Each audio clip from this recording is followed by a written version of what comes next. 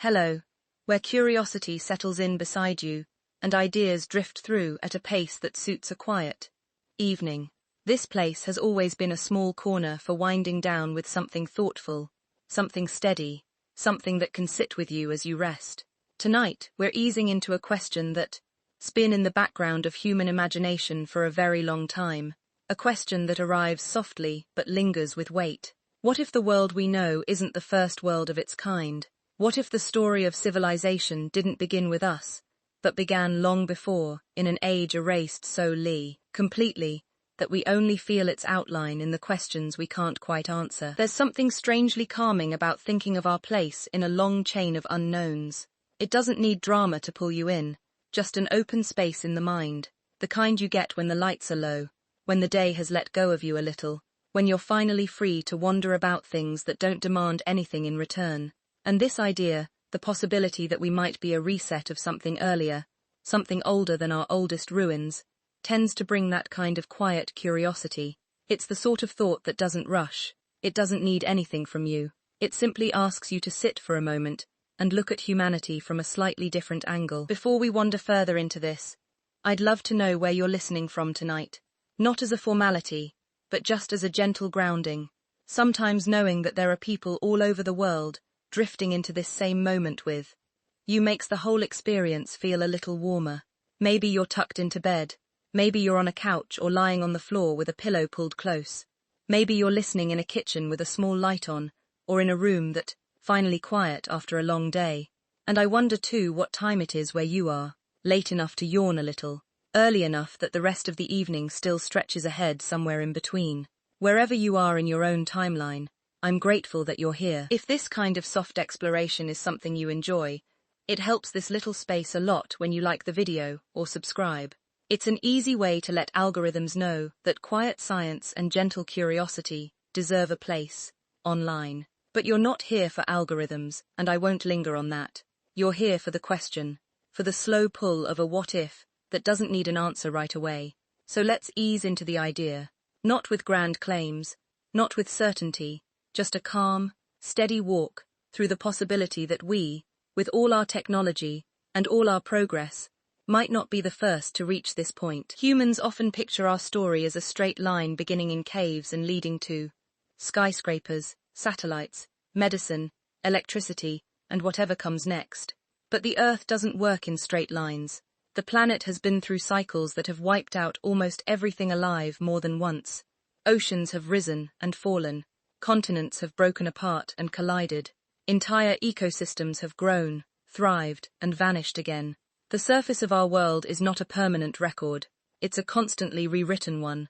When you look at it that way, the question shifts from being strange to being quietly reasonable. If Earth has reset itself over and over for hundreds of millions of years, is it so impossible that some intelligent civilization might have risen long before humans ever walked the planet? Something that grew, advanced, reached its peak, and then disappeared so completely that only the faintest hints remain, buried so deeply or scattered so thoroughly that we don't recognize them for what they are. That doesn't mean it happened. It just means the idea isn't as far-fetched as it sounds. The Earth is very old. Our species is not. But that's getting a little ahead of things. Before thinking about ancient resets or lost worlds or forgotten beginnings, it's comforting to pause with the simple fact that humans have always wondered about what came before. Every culture, every generation, every curious person who has ever stared at the stars, or walked through an old ruin, or felt something familiar in a landscape they'd never visited, has touched on this question in one way or another.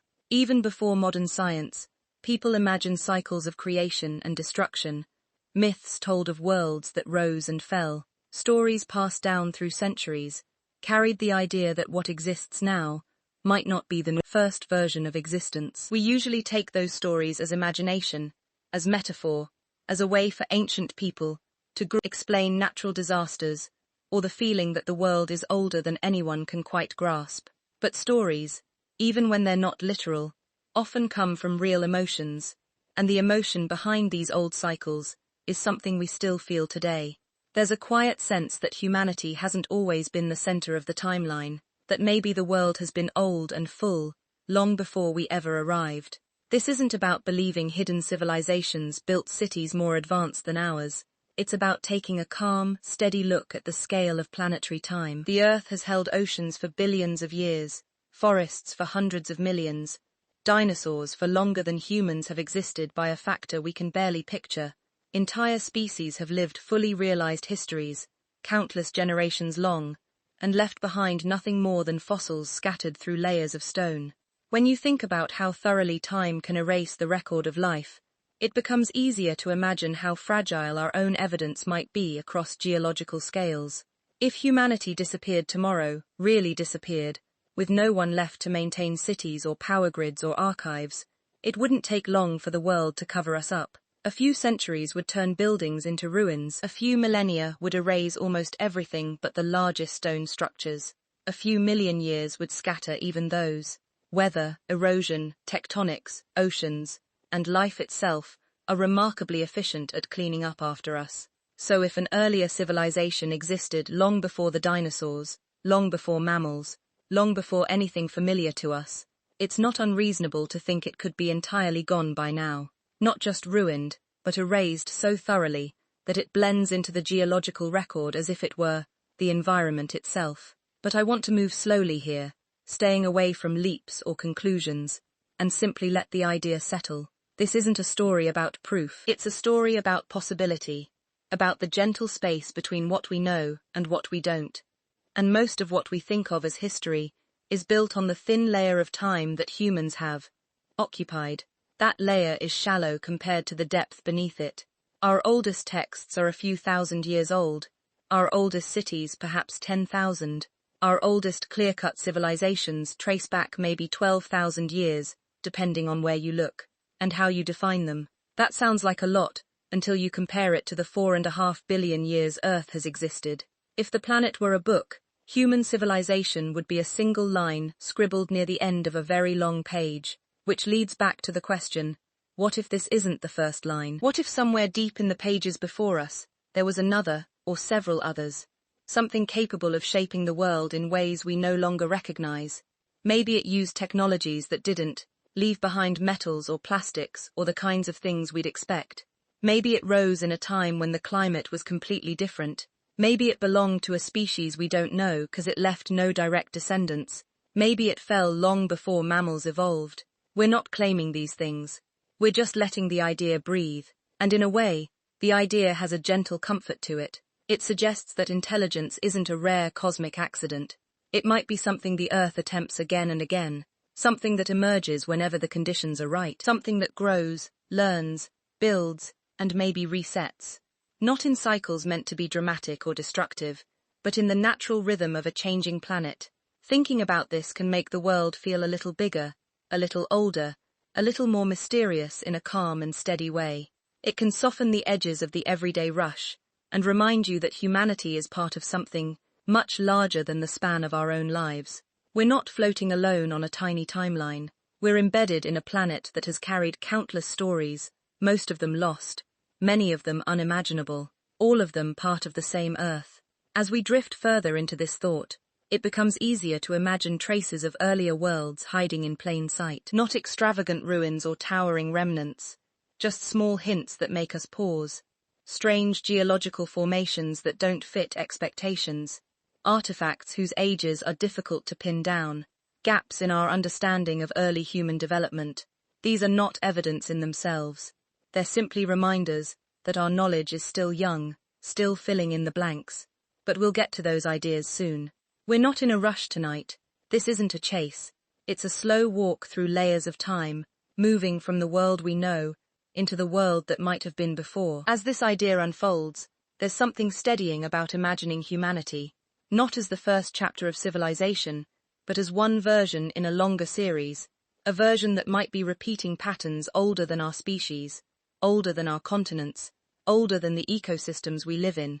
There's a moment when you first consider the possibility that humanity might not be the first civilization to rise on this planet, where the mind doesn't want to lean forward in curiosity, or simply settle into the idea, as if it's something familiar. It doesn't feel like the shock of a sudden revelation. It feels more like opening a door you didn't realize you'd walked past 100 times. There's nothing loud about the idea. No sudden brightness, just a quiet sense that this question has been waiting for someone to sit with it long enough to hear what it's been trying to say. Thinking about forgotten beginnings isn't too about imagining dramatic ruins or hidden empires buried beneath continents. It's about the subtle things, the soft edges of possibility, the gentle awareness that Earth is so much older than our stories about it. When you consider that the surface of the planet has been rewritten by rivers, oceans, storms, volcanoes, shifting plates, and entire ages of life rising and fading away, it becomes almost strange to assume that nothing advanced ever existed before us, not because we have proof that something did, but because time itself is so vast that our own presence barely registers on its scale. Most of us grow up with the feeling that human history is enormous, that our timeline stretches so far back it almost touches the beginning of the world. But when you place human civilization on the timeline of Earth, it becomes a thin thread at the very end of an enormous tapestry. And when you look at the rest of that tapestry, the part stretching back hundreds of millions of years before us, there is silence. Not complete silence, of course. There are fossils, minerals, geological traces, but those aren't the stories of beings like us. Those are the stories of animals, forests, oceans, deserts, creatures with no cities or writing or tools. It's this vast, quiet space in Earth's history that makes people wonder if something could have existed there. Something complex, something intelligent, something capable of shaping its environment in ways that have simply vanished through the normal processes of planetary change. It isn't a loud hypothesis, it's a whisper, a soft one, the kind that sits comfortably at the edge of imagination and reason. If you think about how easily the traces of our own civilization could disappear, if given enough time, the idea becomes a little clearer. The tallest buildings and strongest structures we've made would eventually fall. Metal would rust away. Concrete would crumble. Plastic would break down much faster than we assume, once sunlight, heat, and microbes had their chance at it. After a few thousand years, only fragments would remain. After a few million, those fragments would be scattered, buried, compressed, or melted back into the earth. We like to think that our world is permanent because we see it every day. But permanence is a relative thing. Even the tallest mountain wears down grain by grain. Even the deep ocean floor gets recycled by tectonic activity. The planet is patient, much more patient than we are, and patience is the one thing needed to erase anything that once stood on its surface. People sometimes imagine we would easily detect any ancient civilization if it had existed. But what would we look for if a species rose and fell 50 million years ago? There would be no pottery left, no glass, no intact tools, no bones on the surface, and even deep underground, the chances of finding recognizable remains would be incredibly small. The geological record is good at preserving certain kinds of things, like shells or impressions, of plants, but it's not good at preserving advanced material objects. Most objects made by an intelligent species, especially if they use materials we haven't even imagined, would either decay or be altered beyond recognition by the time we find them. Thinking about forgotten beginnings doesn't require believing in anything extraordinary. It simply asks us to consider scale. Our species in its modern form is around 300,000 years old. Agriculture is around 12,000 years old. Cities, maybe 8,000. Most of what we call civilization fits into a window so narrow that compared to Earth's full age, it's thinner than the thickness of a single sheet of paper in a stack taller than a skyscraper. If you imagine Earth's history as a long, slow walk down a winding path, human existence appears only in the final few steps. Everything before that is a long, quiet stretch filled with ecosystems we barely understand. Forests that rose and fell long before ours. Oceans that covered lands we've never seen. Continents that have drifted apart and crashed back together. Across these vast periods, life has changed its form many times, adapting to new environments, recovering from catastrophic events, reinventing itself again and again. In that long sequence, it isn't impossible to imagine that intelligence might have emerged more than once. The first whisper of this idea usually begins with small observations, a geological anomaly here or there, a structure that could be natural but feels slightly unusual, innate patterns in the fossil record that seem too orderly or too abrupt. But rather than jumping to conclusions, It's helpful to let these things sit quietly, as hints rather than evidence. Nature is capable of creating shapes and formations that look intentional, even when they're not. And humans are very good at seeing patterns, even in randomness. So, the point isn't to treat any single anomaly as proof of an ancient precursor. The point is to acknowledge how much we don't yet know. There are layers of the Earth we haven't explored fully, parts of the ocean floor that remain unmapped, regions buried under ice, sand, and volcanic rock that hold secrets from ages before ours. And then there are the parts we cannot access at all, because they've been recycled into the mantle, or crushed beyond recognition. When you think about the limits of what we can examine, it's easy to see how entire eras of potential development could vanish without leaving behind anything we'd recognize. Sometimes when people imagine ancient civilizations, they picture societies that look like ours. Tall buildings, machines, transportation networks, tools made from metal and stone. But those expectations are shaped by the specific path humanity took.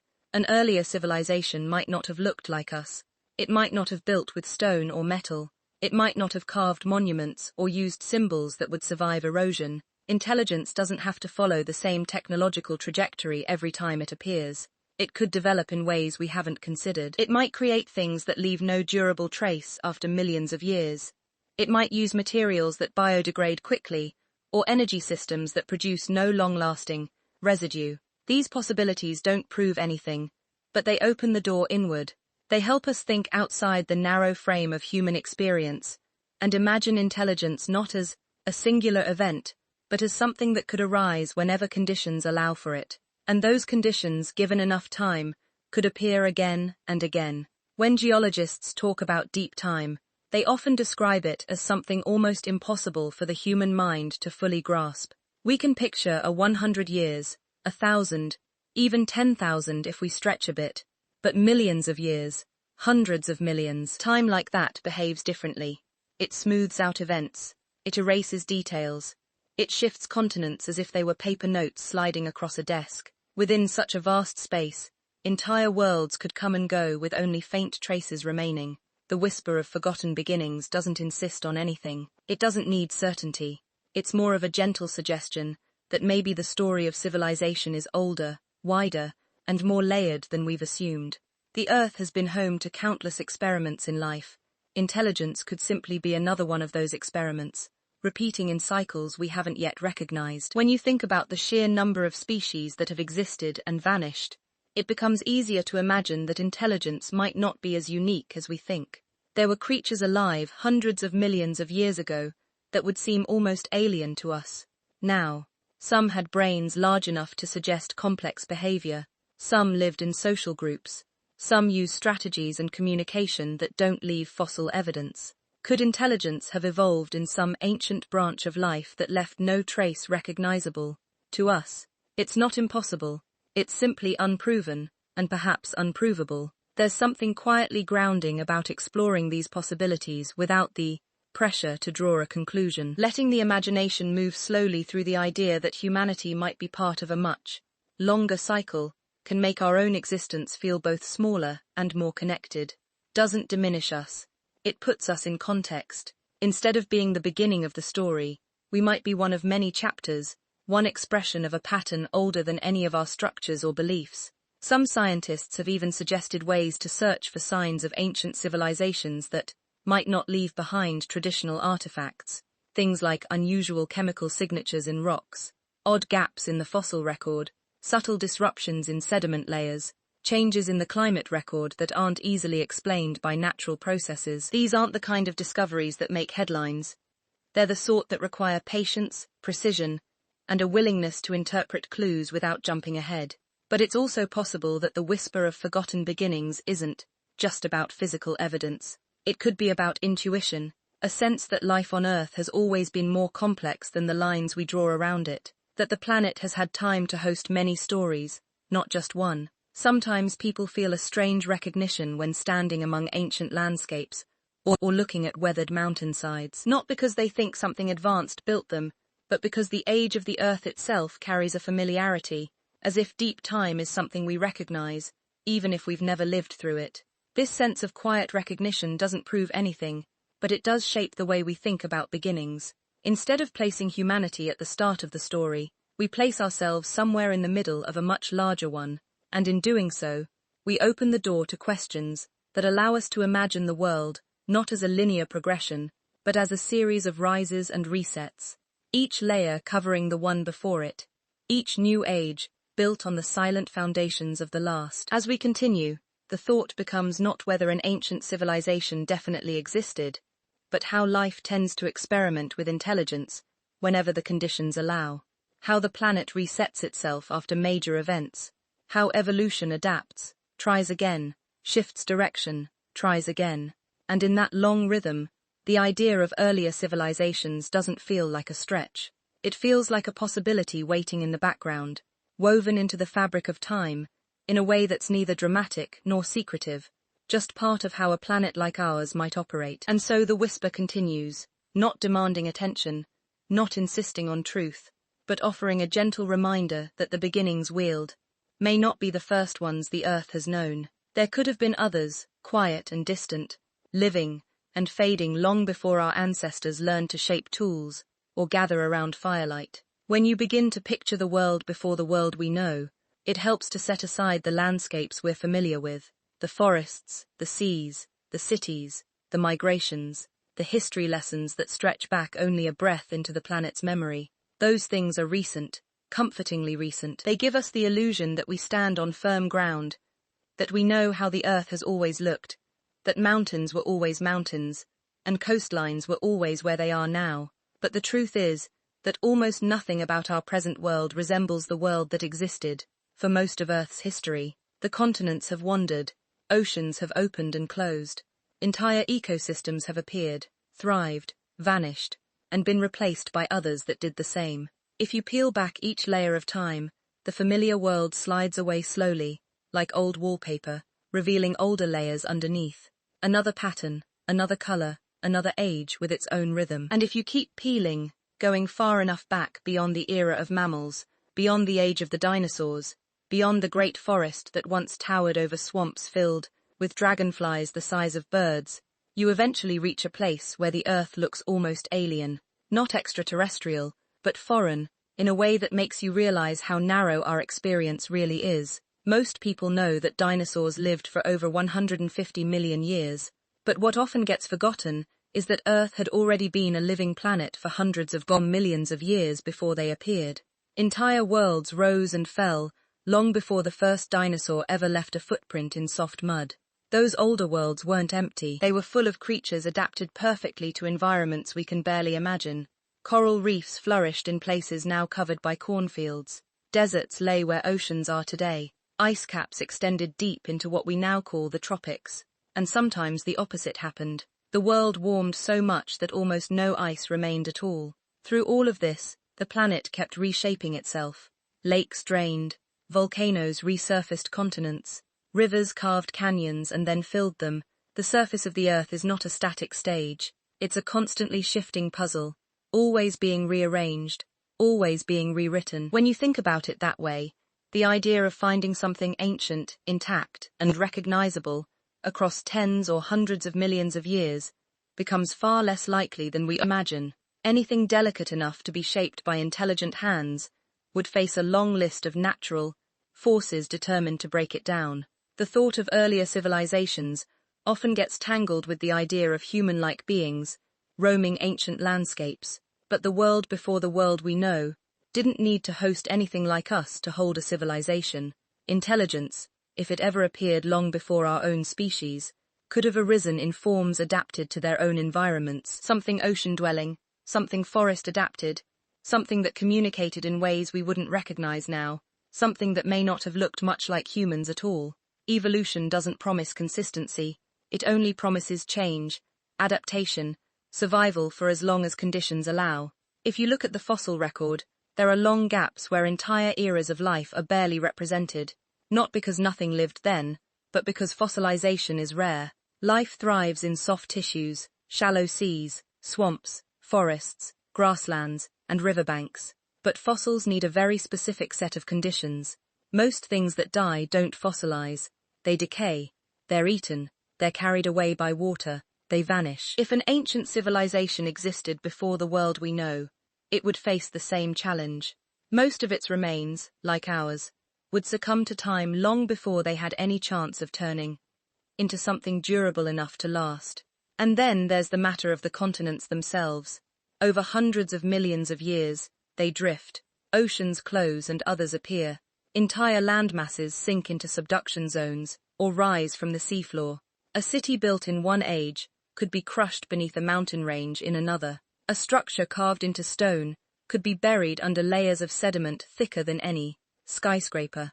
And once buried deeply enough, heat and pressure would change even the hardest materials beyond recognition. If something did exist before us, it would not be sitting neatly preserved like a forgotten museum. It would be blended into the geological record, the same way ancient forests were transformed into coal, or the shells of sea creatures were pressed into limestone. Whatever remains there might be would be subtle, scattered and ambiguous. A chemical trace, an unusual mineral pattern, a layer of rock slightly out of place. Nothing that would shout its origins, only hints, murmurs from a world erased by time. Imagine standing on a cliff overlooking the ocean. The waves below are steady, unhurried, carrying pieces of stone worn smooth by centuries of rhythm. The cliff itself is made of layers. If you trace those layers with your eyes, you're looking into the past in a literal way. Each strait is a chapter in Earth's long story, but none of them are labeled.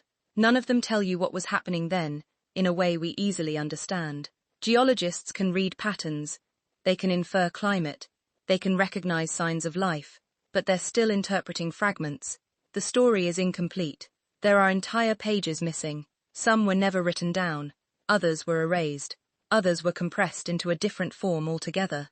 That's the world before the world we know, a long series of ages that stretch back further than our imaginations can comfortably reach. Ages that make our entire history feel like an afterthought, not in a discouraging way, but in a humbling one, because stepping into that perspective makes you realize that Earth has had time, more time than we know what to do with for countless possibilities to unfold.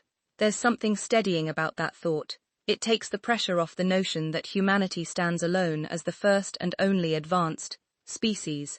Maybe we are, maybe we're not. But the door isn't closed simply because we haven't found anything. Most of Earth's surface has been resurfaced, weathered, eroded, swallowed, or rebuilt by forces we have no control over. Even if we vanished tomorrow, the evidence of our existence would slowly blur until it became part of the landscape. Given enough time, even our most durable structures would cease to look like anything deliberate. They'd become stone, sand, dust. The more you look at deep time, the more you realize how much can be lost. If you go back 66 million years, you find the end of the dinosaurs. But if you go back just 10 million years earlier, the world already looks unrecognizable. And if you go back 50 million years before that, it's different again. The planet doesn't hold on to specific landscapes for long, not on the scale we're talking about. If an intelligent species lived 50 or 100 million years ago, the environment they shaped is gone. Not metaphorically, literally gone. The land itself could be at the bottom of the ocean, or folded into the Himalayas, or melted into the mantle. It's natural to imagine that anything capable of building a civilization would leave behind vast residues, metal, plastics, tools, but that assumption relies on the idea that another civilization would develop like ours, that it would use the same materials, that it would extract minerals the same way, that it would build with similar methods. Intelligence doesn't guarantee similarity. The ancestors of octopuses evolved sophisticated brains on a path entirely separate from ours. Birds developed complex communication and problem-solving without resembling us in any way.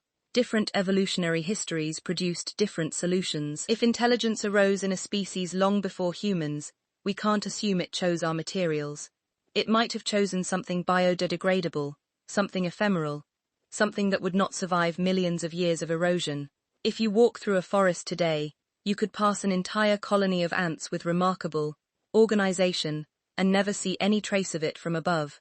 Scale matters, perspective matters, tool choices matter. Intelligence might appear in many forms, not all of which leave behind monuments. What's interesting about thinking this way is that it shifts the narrative from searching for lost cities to understanding how fragile civilization is, how easily erased, how dependent on stable climates, predictable seasons, and access to resources that change over time. If an earlier civilization rose during a warm period and then faced a sudden cooling event, it could collapse quickly. If it relied on a coastline that later disappeared underwater, its remains would be inaccessible now.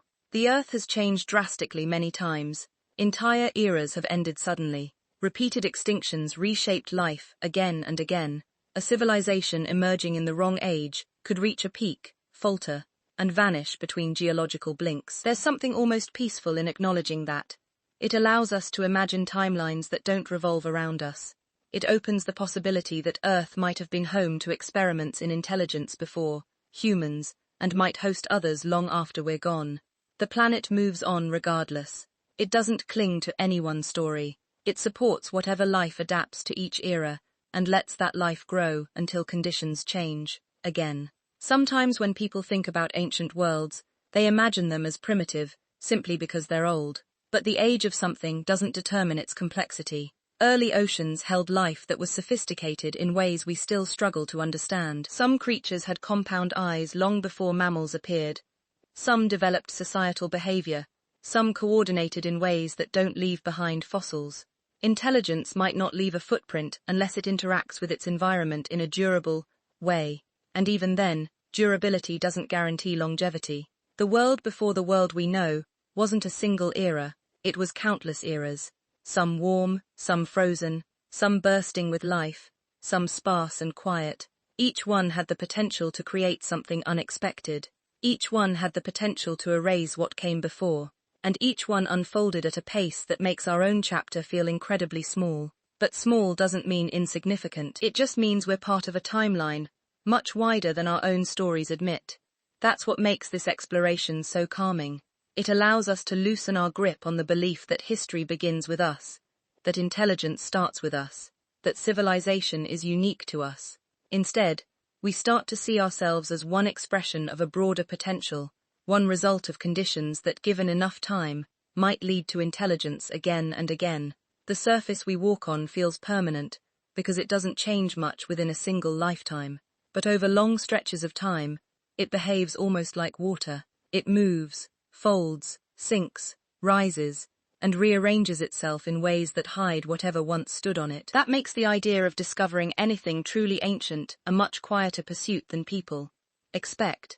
Instead of stumbling upon towering ruins or intact remnants, you find yourself searching for small irregularities, a disturbance in a layer of sediment, a mineral concentration that's slightly unusual, a faint signature of something that doesn't quite match the patterns we know. Most of the time, these inconsistencies have ordinary explanations: a change in climate, a volcanic event, a shift in an ancient river's path.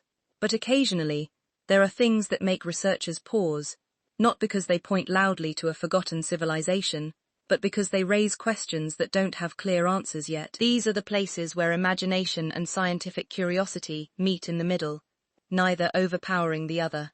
They whisper rather than declare. And listening to those whispers can be strangely calming, as if you'd gently dusting off corners of Earth's memory that haven't been touched in a very long time. If you think about what survives in soil and stone, it's usually things nature has embedded, not things created intentionally. Fossils, fragments of shells, plant impressions, and chemical traces of ecosystems that lived and died long before humans evolved. These layers of sediment form a record, but it's incomplete. Entire eras are missing. Some were washed away before they could be preserved. Others were crushed beneath glaciers or swallowed by tectonic plates. When scientists try to piece together the full story of the Earth's past, they're working with pages torn from dozens of books, each one presenting only a small part of the whole. That fragmentation is important when thinking about whether traces of an earlier intelligent species could survive. If entire oceans of life left nothing behind, except a thin layer of clay or a scattering of microossils, then the absence of clear evidence for a civilization isn't surprising. What you'd expect to find, if anything survived at all, would be indirect signs, patterns that don't fit easily into what we know about natural processes. The hints wouldn't look like objects, they would look like irregularities. There are debates in geology about certain layers of rock that seem unusually rich in specific elements or compounds, Some of these layers have natural explanations tied to ancient eruptions or asteroid impacts. Others remain uncertain. For example, there are strata containing unusual concentrations of metals that don't typically appear in that combination. There are layers where magnetization patterns shift rapidly, as if the environment changed faster than expected. None of these things prove anything about ancient civilizations, but they serve as quiet reminders that the Earth holds mysteries we haven't fully deciphered. Sometimes the questions come from the fossil record itself, not from absence, but from abrupt transitions. There are periods where species appear or disappear with surprising speed, suggesting environmental changes that don't always match the geological evidence we'd gathered. A rapid shift in climate might explain it. So might volcanic activity. So might events we haven't identified yet. When viewed through the lens of deep time, abruptness is relative, but even relative abruptness can be curious. It's as if the planet underwent a reset, clearing the way for something new. That kind of reset doesn't require intelligent cause, but acknowledging resets as part of Earth's natural rhythm makes the idea of earlier cycles feel more plausible. Another subtle clue, sometimes discussed among scientists, is the presence of odd structures found in stone. Most of these structures turn out to be natural formations, crystals, weathering patterns, pressure seams, but occasionally something shows up that looks almost intentional at first glance. A pattern of grooves, a set of intersecting lines, a shape that resembles a tool mark. In nearly every case, longer analysis reveals a geological cause: water flow, freeze-thaw cycles, mineral expansion. But the fact that these natural processes can produce shapes that mimic artificial ones is interesting. It reminds us how easily traces of civilization could blend into the natural record until they become indistinguishable from it. The soil also holds stories that are easy to overlook. When archaeologists study human civilizations, they often rely on soil composition to identify ancient habitation, a slightly different ratio of elements, a patch of earth that's richer in organic matter. But these signals only last if the soil hasn't been disturbed too deeply. Across millions of years, almost every patch of ground on Earth gets overturned, buried, or washed away. Even the most dramatic chemical signatures fade into the background. If something lived long before humans and left behind subtle shifts in soil chemistry, those shifts would likely be smoothed out by time until they were part of the ordinary landscape. There are also a few geological oddities that invite questions because they resemble something manufactured. Ancient spherical stones found in various parts of the world, for example. Some are clearly natural, others are less easily explained. Perfectly round spheres can form through natural processes, but the precision of some examples has led people to wonder whether they were shaped intentionally. Scientists continue to study them, and most are eventually attributed to geological processes. But the fact that these objects exist at all reinforces how easily nature can create forms that trigger our pattern recognition. Another curiosity comes from ancient mining sites that don't match the timeline of human development. Certain areas contain evidence of mineral extraction far older than expected. There is debate about whether these marks were made by natural processes or whether early humans, long before organized societies, experimented with resource gathering in ways we haven't yet understood. Nothing about these sites conclusively points to an earlier civilization, but they add to the long list of questions that linger quietly in the background. If you imagine trying to detect our own civilization millions of years in the future, the challenges become clear. Our plastics would break down, our metals would corrode, our buildings would crumble. Most of our artifacts would be unrecognizable. What might remain would be a thin layer of unusual chemical composition, an elevated level of carbon from industrial emissions, residues from plastics, traces of synthetic materials. But even these signals would fade over time. The Earth is very good at burying and blending. The deeper you go into geological layers, the more difficult it becomes to distinguish natural from artificial. That's why some researchers suggest that if an ancient civilization existed, the most likely traces wouldn't be objects at all. They'd be chemical anomalies, slight increases in certain gases trapped in rock formations, unexpected concentrations of elements that could signal industrial processes. But interpreting those anomalies would be challenging. Nature produces its own chemical oddities through volcanoes, asteroid impacts, ocean chemistry shifts, and biological processes. Distinguishing an artificial signature from a natural one requires a level of context that might be impossible to obtain millions of years after the fact. Still, people continue to find small irregularities in the geological record that raise quiet questions. For example, there are layers containing metallic spheres, so tiny and uniform that they look under a microscope.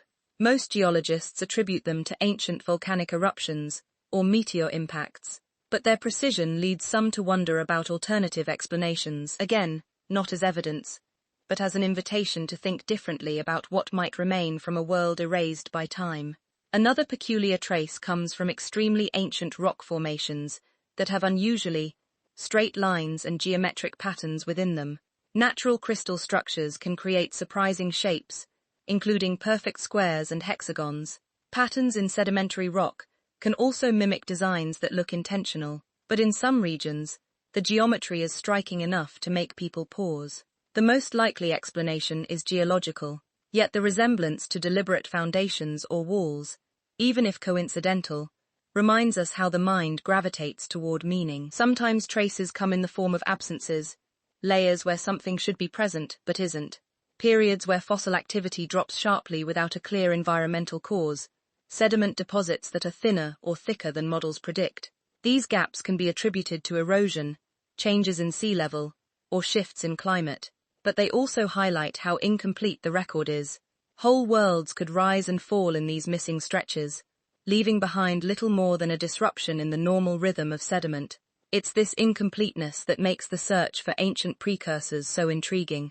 You're not hunting for monuments, you're looking for faint disturbances, the same way you might notice a slight unevenness in the ground and realize it once held something more.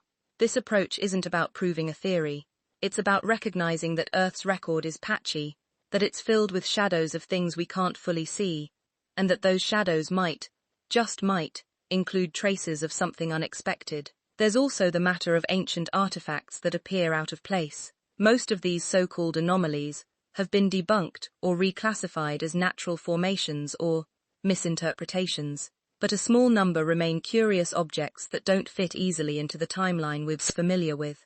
Iron fragments in layers older than the species we associate with metalworking, spherical objects encased in stone far older than human civilization. Again, these are likely natural phenomena or errors in reporting, but their existence keeps the door open just wide enough to let imagination wander. It's important to stay grounded when thinking about these things. The mind is quick to jump from mystery to conclusion, but the true value in these traces is not in what they prove, but in what they allow us to consider. They remind us that the story of Earth is larger than we can easily comprehend, that human history sits on top of an ancient foundation filled with unanswered questions, and that even though we may never find definitive evidence of a predecessor civilization, the possibility itself expands the way we think about our place in the world. The soil keeps its secrets in quiet layers. The stone holds shadows that hint at stories we haven't pieced together. And somewhere in those layers and shadows lies the sense that we're not reading a full timeline, but only the visible fragments of a much longer one. When you think about civilizations rising, it's easy to picture grand moments. The first spark of agriculture, the first shared language, the first city with its early forms of trade and structure and organization. But the path from scattered groups of individuals to something we later call a civilization isn't a straight line.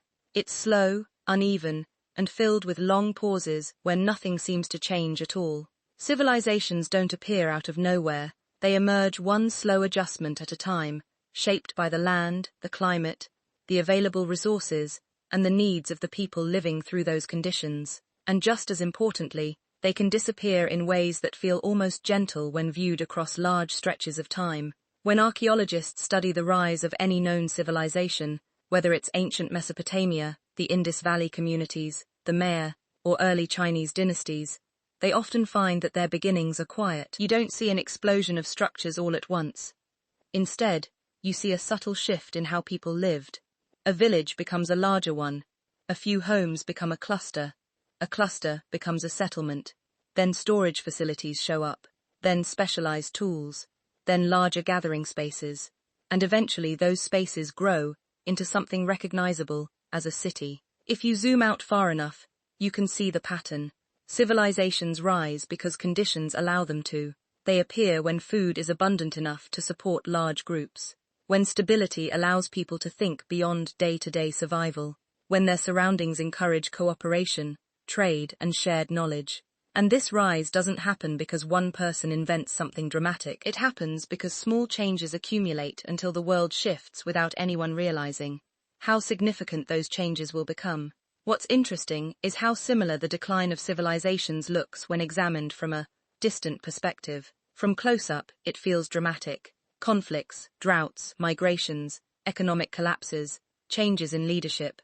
But if you look at those events from the long view of geological time, the decline becomes just as subtle as the rise. Fields dry, trade routes shift, populations thin out, cities shrink, a structure collapses, and is never repaired. Someone moves to a place with better soil or calmer weather. A generation forgets what the last one built. Another generation forgets why it was built. And slowly, almost invisibly, the civilization fades into the landscape. That's how every known civilization on Earth, no matter how powerful it once was, eventually dissolved. Some were wiped out quickly by disasters, but most simply faded because conditions changed. They didn't fall with a single event. They folded away over time, leaving behind ruins that would later be weathered, buried, and forgotten until hours of patient excavation brought them back into view. Now, imagine stretching that entire process, the slow rise and the quiet decline, not over a few thousand years, but over millions. Conditions that allow for intelligence and complexity don't appear often, but when they do, the rise could follow familiar patterns. A species learns to coordinate. It develops tools, though maybe not ones we'd recognize. It forms social structures. It discovers ways to harvest energy or shape its surroundings. And gradually, without realizing it, it becomes advanced. This kind of rise wouldn't be sudden or noisy. It would be a long unfolding, shaped by natural forces and biological evolution, and if the conditions that supported it shifted, the decline would be just as quiet. No dramatic collapse, no single event marking the end, just a gradual thinning out until nothing remained of what once defined that civilization. What makes this thought compelling is how consistent it is with what we know about Earth. The planet has always moved in cycles. Ice ages come and go, sea levels rise and fall, asteroids impact, volcanoes erupt, climates shift, ecosystems reorganize. These fluctuations create windows where life can flourish in new ways, and windows where that flourishing becomes difficult. Some species adapt, some don't. Some succeed for a while, and then conditions push them back toward extinction. If a civilization existed long before ours, its rise would be tied to the conditions that allowed it to happen. Its decline would follow when those conditions changed. It wouldn't need to leave behind obvious ruins. It wouldn't need to leave behind objects that could survive deep time. It would need only enough time to grow, make sense of its world, improve its survival, and eventually face challenges that made continuation difficult. Even in our own recent history, civilizations that thrived for centuries disappeared so thoroughly that discovering them required piecing together what remained under soil, ash, or water. Some structures disappeared completely because the materials used were organic: wood, fiber, thatch, clay. Even stone doesn't last forever. Sandstone softens, limestone dissolves. Volcanic activity can erase landscapes wholesale. Flooding can bury everything under layers of sediment. Time presses down on whatever's left until it becomes part of the earth around it. When people imagine the disappearance of a civilization, they often picture abrupt destruction. But more often, what causes a civilization to fold away is slow. A shift in rainfall patterns, a change in available resources, a disease that spreads quietly over generations, the exhaustion of a key food source, a migration that begins as necessity and becomes permanent. And once enough people leave an area, the structures they once maintained begin to fade. Even today, there are towns abandoned only a few decades ago that already show the early signs of disappearance. Roads cracking, buildings leaning, vegetation pushing through floors and walls. If left alone for a century, those structures would be difficult to recognize. For 1,000 years, even more so. Given 1,000,000 years, everything would blend back into the environment unless preserved, under some unusual condition. And if the land itself shifted, the traces would be scattered beyond recognition. There's also the influence of population scale. A civilization doesn't need to be global to be advanced. It doesn't need billions of individuals. Even a relatively small group, with enough knowledge and coordination, could become sophisticated in ways that don't necessarily leave behind extensive remains. A small, intelligent species living in isolated regions might develop complex social structures without building anything that would survive deep geological time. They might have technologies that don't fit our expectations. They might rely on biological materials. They might inhabit environments that don't fossilize easily. If such a civilization rose and declined before humans existed, its disappearance might leave behind no more than subtle geological disturbances, a pocket of unusual chemical deposits, a disruption in a sediment pattern, a layer of soil slightly richer in a particular mineral, and those clues buried under millions of years of Earth's shifting surface would be almost indistinguishable from natural variation. Some scientists point out that the rise of an intelligent civilization could take a direction so unlike our own that its traces would be invisible to us. Intelligence doesn't require industry. It doesn't require metal. It doesn't require cities. It only requires adaptation and the ability to solve problems. If a species evolved in an environment where building permanent structures didn't to provide any advantage, it might never leave behind artifacts. If it used sound, chemical signals, or electromagnetic communication rather than written language, nothing would survive in the fossil record. If it developed technologies based on organic materials, nature would reclaim them almost immediately once the species disappeared. When considering these possibilities, you start to understand how easily entire civilizations could rise and fall without leaving a visible trace. The Earth's surface is not a museum. It's an active, shifting environment. Within just a few 100,000 years, a blink in geological terms, an entire landscape can change beyond recognition. Within 1,000,000 years, whatever once existed might be completely erased. Within 10 million, it might be recycled into rock, melted, or pushed deep below the crust. Yet, the pattern of rise and decline is deeply familiar to us, because we've seen it play out repeatedly within the relatively short timeline of recorded history. Civilizations rise in fertile regions. They expand, they build, they share knowledge and develop unique cultures. They create systems of trade, governance, and belief. But those systems depend on stability. When the environment changes, the systems falter. When resources shift, lifestyles shift with them. When populations move, old structures lose their purpose. And gradually, the civilization that once flourished becomes a memory held in the landscapes that shaped it. It's helpful to see these patterns not as failures, but as part of the natural rhythm of life on Earth. Civilizations rise because conditions allow them to. They fold away because conditions change. Nothing rigid survives indefinitely. Flexibility helps, but even the most adaptable societies eventually face situations where their structures no longer fit their environment. Sometimes the decline is accelerated by conflict or disaster. Other times, it's simply a slow unraveling. That gentle unraveling is important when imagining civilizations that might have existed before us. If any such civilization appeared millions of years ago, the timeline of its rise and fall would be so long that even the memory of its existence would be washed away by shifting continents, evolving species, and cycles of climate change. It wouldn't look like a sudden collapse. It would look like the gradual disappearance that all civilizations eventually experience, stretched across a scale that makes the disappearance absolute. In a way, this idea gives our own existence a kind of softness. It reminds us that nothing humanity builds, no matter how advanced, will last forever. Even our longest-lasting structures will eventually erode, corrode, or be overtaken by environmental changes. The Earth keeps moving. It doesn't hold its shape for us or for anyone else. And that movement makes the rise of civilizations feel like something temporary, but not fragile. More like a natural process, tied to the conditions of a particular moment. Thinking this way brings a sense of balance to the idea of an ancient precursor civilization. It doesn't require imagining beings far more advanced than we are. It only requires acknowledging that intelligence could have arisen when conditions were favorable and faded when they were not. The rise and fall would be part of Earth's long pattern, just as our own civilization is now part of that same pattern. This understanding creates a quiet continuity between us and whatever might have come before, allows us to see humanity not as the first, but as the current expression of what the planet can produce under the right conditions. Intelligence becomes part of a repeating cycle, rather than a single unprecedented event. And civilizations, no matter how impressive they become, remain temporary inhabitants of a world that will continue evolving long after they fade.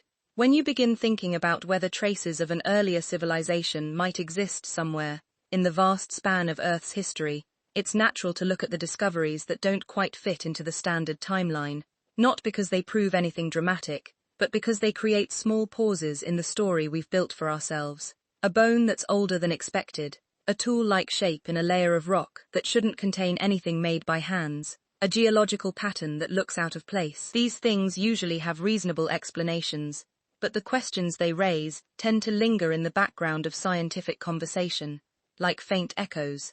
The idea of puzzle pieces found too late isn't about claiming that anything specific belongs to a forgotten civilization. It's about acknowledging that the record we have is incomplete, full of gaps and uncertainties. Earth doesn't archive its past neatly. It stores memories unevenly, preserving tiny details from some ages while erasing entire sections from others. When researchers uncover something strange, they're often faced with the challenge of deciding whether what they found is an exception to what they already understand, or a clue pointing to something they haven't imagined yet. Some of the earliest puzzle pieces came from fossils that didn't fit the expected pattern, a footprint here or there, discovered in rock layers far older than anything that should have legs to make them. Most of these are eventually attributed to erosion or natural formations. Rock can split in ways that mimic footprints. Sediment can shift and leave impressions that resemble intentional shapes. But before the explanations arrive, there's a moment of quiet possibility, a moment where someone wonders whether this could be a leftover from a story older than the one we know. There are tools too, or things that look like tools. Sharp stones, shaped in ways that appear deliberate. Objects with edges that seem too precise for pure chance. Archaeologists debate these finds often. Some argue that early humans or human-like ancestors may have crafted tools much earlier than men previously thought. Others point to geological processes that can fracture stone into tool-like shapes. The discussion itself shows how easily the past can blur. A single flake of rock can spark a debate that lasts years, and yet it might be nothing more than the result of a stone cracking under pressure. Then there are the artifacts found in places that don't match their age. Pieces of metal embedded in rock layers millions of years old. Spheres of strange composition discovered deep underground. These items often turn out to be intrusions, objects that slipped into older layers through cracks, water flow, or geological disturbances. Occasionally, their presence remains unexplained, not in a sensational way, but in a quiet, unresolved way that reminds researchers that Earth is old enough for countless anomalies to exist, without needing extraordinary explanations. One of the most debated pieces comes from the idea that certain ancient structures around the world might be older than conventional dating suggests, not because they contain signs of advanced ancient societies, but because some appear built upon layers of even older and more worn foundations. In these cases, it's difficult to tell whether the foundation was shaped intentionally or whether natural formations were simply used as convenient supports. Weathered stone can mimic craftsmanship. Repeated freezing and thawing can create patterns that seem too orderly to be natural. When an ancient human civilization built something on top of those forms, the line between nature and design can blur so completely that interpreting it becomes a puzzle that may never be solved with certainty. Scientific tools have become more sophisticated over time, allowing researchers to analyze soil composition, mineral content, and microstructures in stone with remarkable precision. But even with these tools, interpretations differ. One researcher might argue a pattern was formed by natural processes. Another might believe it shows intentional shaping. These disagreements don't undermine science. They highlight the complexity of reading Earth's past, especially when the evidence is faint or fragmented. Some puzzle pieces come not from objects, but from the planet's climate history. Certain transitions between ages appear unusually fast. Temperatures shift abruptly. Sea levels rise or fall in ways that don't match known causes. Most of the time, these changes can be attributed to volcanic eruptions, orbital shifts, or asteroid impacts. But occasionally, the timing feels off. the scale feels inconsistent. It creates a small gap in our understanding, a blank space that could be filled by a variable we haven't discovered yet. If a past civilization existed, even a small one, it could have influenced its environment in ways that left traces resembling natural climate events. A species capable of altering landscapes or using energy might unintentionally leave behind chemical changes, but interpreting those changes millions of years later would be nearly impossible. A spike in a particular compound might suggest industry, or it might suggest a volcanic event we haven't yet identified. The ambiguity leaves room for the imagination, but not for certainty. Another type of puzzle piece appears in the fossil record, gaps where certain species vanish quickly, while others appear suddenly. Most of these transitions are understood through theories of natural selection, environmental shifts, or mass extinctions. But there are periods where the changes seem unusually sharp, as if something interrupted the normal flow of evolution. Some researchers suggest these gaps may reflect incomplete fossil records. Others wonder whether they hint at unknown events that shaped life in ways we don't yet understand. Of course, natural explanations tend to be the most likely. The Earth has experienced countless upheavals, asteroid impacts, massive volcanic eruptions, and shifts in atmospheric chemistry can all reshape ecosystems dramatically, but the unanswered questions still whisper faintly. They suggest that while we've learned much about geological history, there is much more we haven't yet discovered. Occasionally, researchers come across objects known as out-of-place artifacts.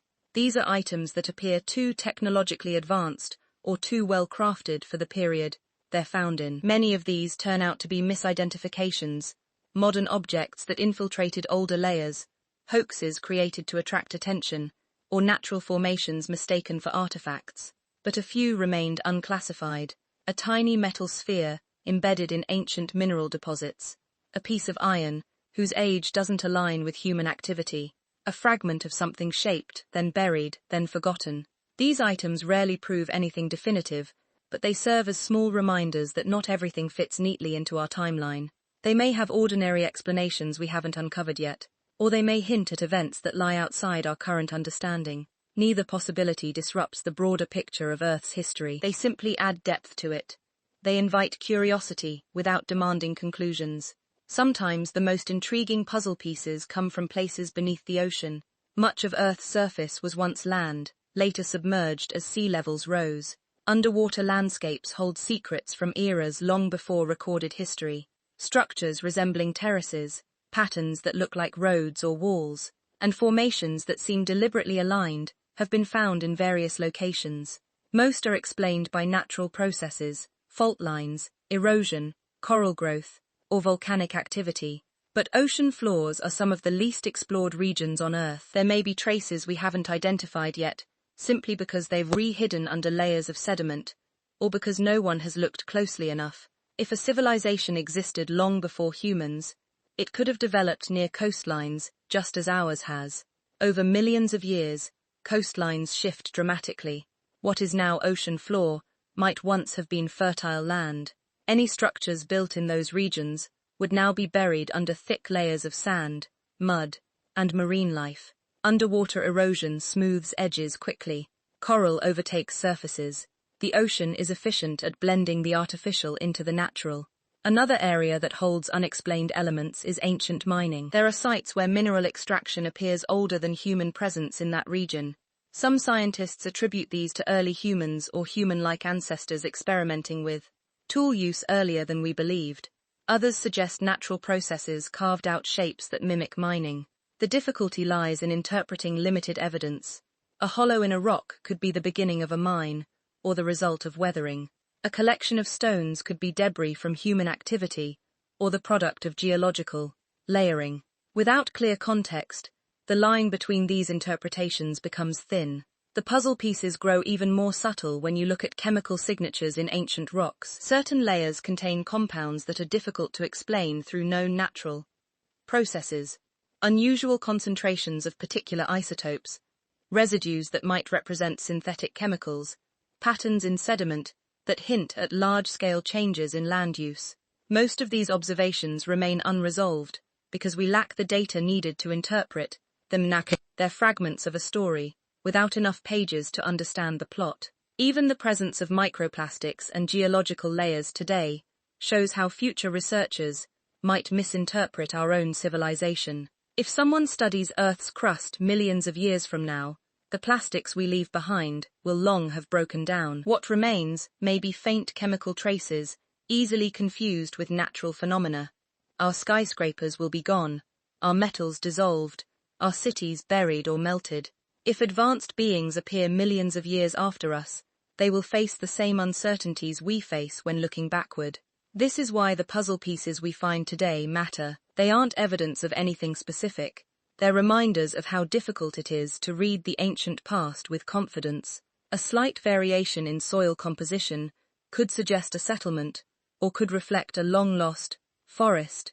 A strange pattern in rock might represent a natural fracture or an artifact from an unknown source. The ambiguity isn't frustrating, it's humbling. It reminds us that we're piecing together an enormous puzzle with many missing sections. Some of the most interesting puzzle pieces aren't objects at all, but patterns across different fields of study. Climate changes, extinction events, odd gaps in evolution, unexplained mineral layers. All these threads weave together in ways that invite curiosity. Each thread alone might be ordinary, but together they create space for the question of whether something existed before us, something intelligent, in a form we might not immediately recognize. The important thing is that the idea doesn't hinge on any single piece. It doesn't depend on proving a specific artifact was manufactured, or that a geological anomaly must have an artificial explanation. Instead, the idea lives in the spaces between what we know and what we don't. The puzzle pieces we found too late are simply markers of those spaces. They show us that there are questions still to ask, regions still to explore, interpretations still open. The Earth keeps its stories in layers. Some layers are clear, some are blurred, some are missing entirely. Whatever mysteries lie there aren't necessarily trying to be discovered. They're simply part of the planet's long, complex memory. And we, arriving so late in the timeline, are doing our best to understand fragments of a narrative that was already ancient before our first tools were shaped. When people talk about mysteries from the past, they often focus on objects or structures, stones arranged in ways that don't immediately make sense, artifacts that seem too well crafted for the time period they're assigned to, cities whose construction techniques appear more advanced than expected. But sometimes the most puzzling clues aren't physical at all. They come in the form of knowledge, ideas recorded in ancient texts, patterns in myths, observations made by early cultures that seem on the surface far too accurate for the tools they supposedly had. These moments create a particular kind of quiet tension, the kind that makes you pause and wonder how such information ended up in the historical record. Knowledge is one of the easiest things for a civilization to lose. Even in our own time, information can fade quickly if it isn't written down or preserved. Traditions change, languages shift, libraries burn, oral stories transform as they pass from one generation to the next.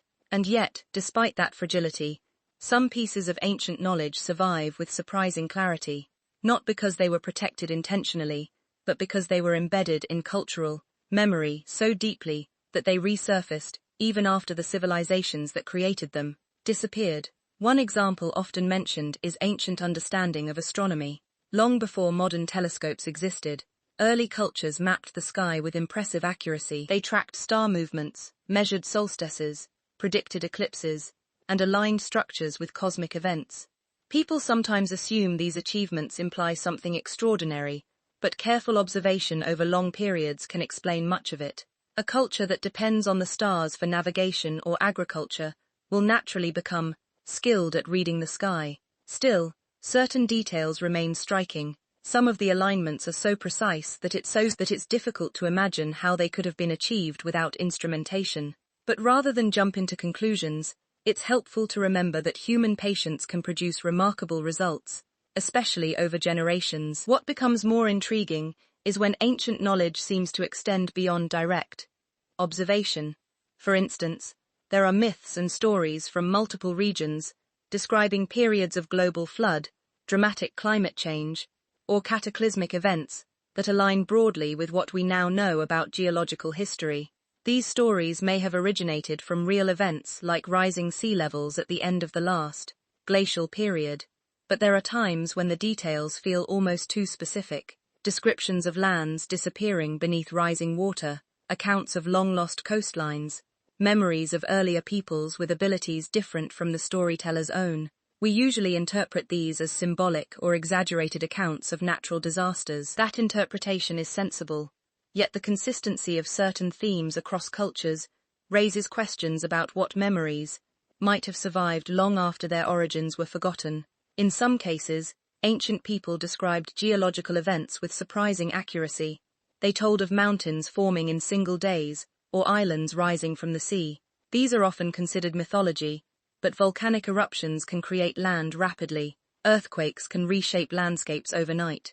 Oral traditions sometimes preserve details of events that occurred thousands of years ago. That doesn't imply advanced knowledge. It simply shows that human memory passed down through stories can be more durable than we assume. But occasionally the puzzle becomes harder to dismiss. Certain structures and artifacts reflect knowledge that seems ahead of their time. For example, there are ancient documents showing that early cultures understood the approximate size of the Earth long before European scientists formally calculated it. They created surprisingly accurate calendars. They tracked planetary cycles with precision that matches modern values. Some even describe phenomena such as precession, the slow wobble of Earth's rotational axis, something that requires long-term observation to detect. None of these achievements require advanced technology, but they do require generations of meticulous observation, mathematical reasoning, and cultural stability. What makes them intriguing is that they appear almost suddenly in the archaeological record.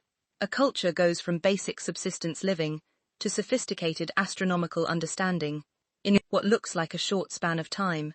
That suddenness may simply reflect gaps in the record, but it also leaves room for curiosity. How much knowledge existed before the earliest surviving evidence? How much might have been inherited from prior groups whose own tools and structures didn't want to be discovered? There are also anomalies in early engineering. Massive stones moved with methods that aren't fully understood. Walls built with joints so tight that blades can't slip between them. Foundations more advanced than the structures above them. In many cases, researchers conclude that the builders had techniques that haven't been preserved in writing. Ancient people were inventive and skilled, often solving engineering challenges through trial and error, experimentation, and an understanding of materials passed down through generations. But there are still elements that raise quiet questions. Some construction methods appear unexpectedly efficient. Some alignments seem too precise to be accidental. Some knowledge surfaces without clear developmental steps in the archaeological record. These situations don't demand fantastic explanations. They simply remind us that history isn't a complete story. It's a collection of surviving fragments, and much of what happened between those fragments is unknown. There are even hints in ancient medicine that seem advanced. Early cultures performed surgeries, set broken bones, and used herbal remedies that modern science has validated. They created early forms of anesthesia. They understood the importance of certain minerals, plants, and compounds long before chemistry existed as a field. Many of these practices likely came from trial, experience, and generational knowledge, but the precision of some early techniques suggests a depth of understanding that wasn't always reflected in the tools they left behind. When people encounter these examples, they sometimes imagine that ancient civilizations must have inherited knowledge from a much older source.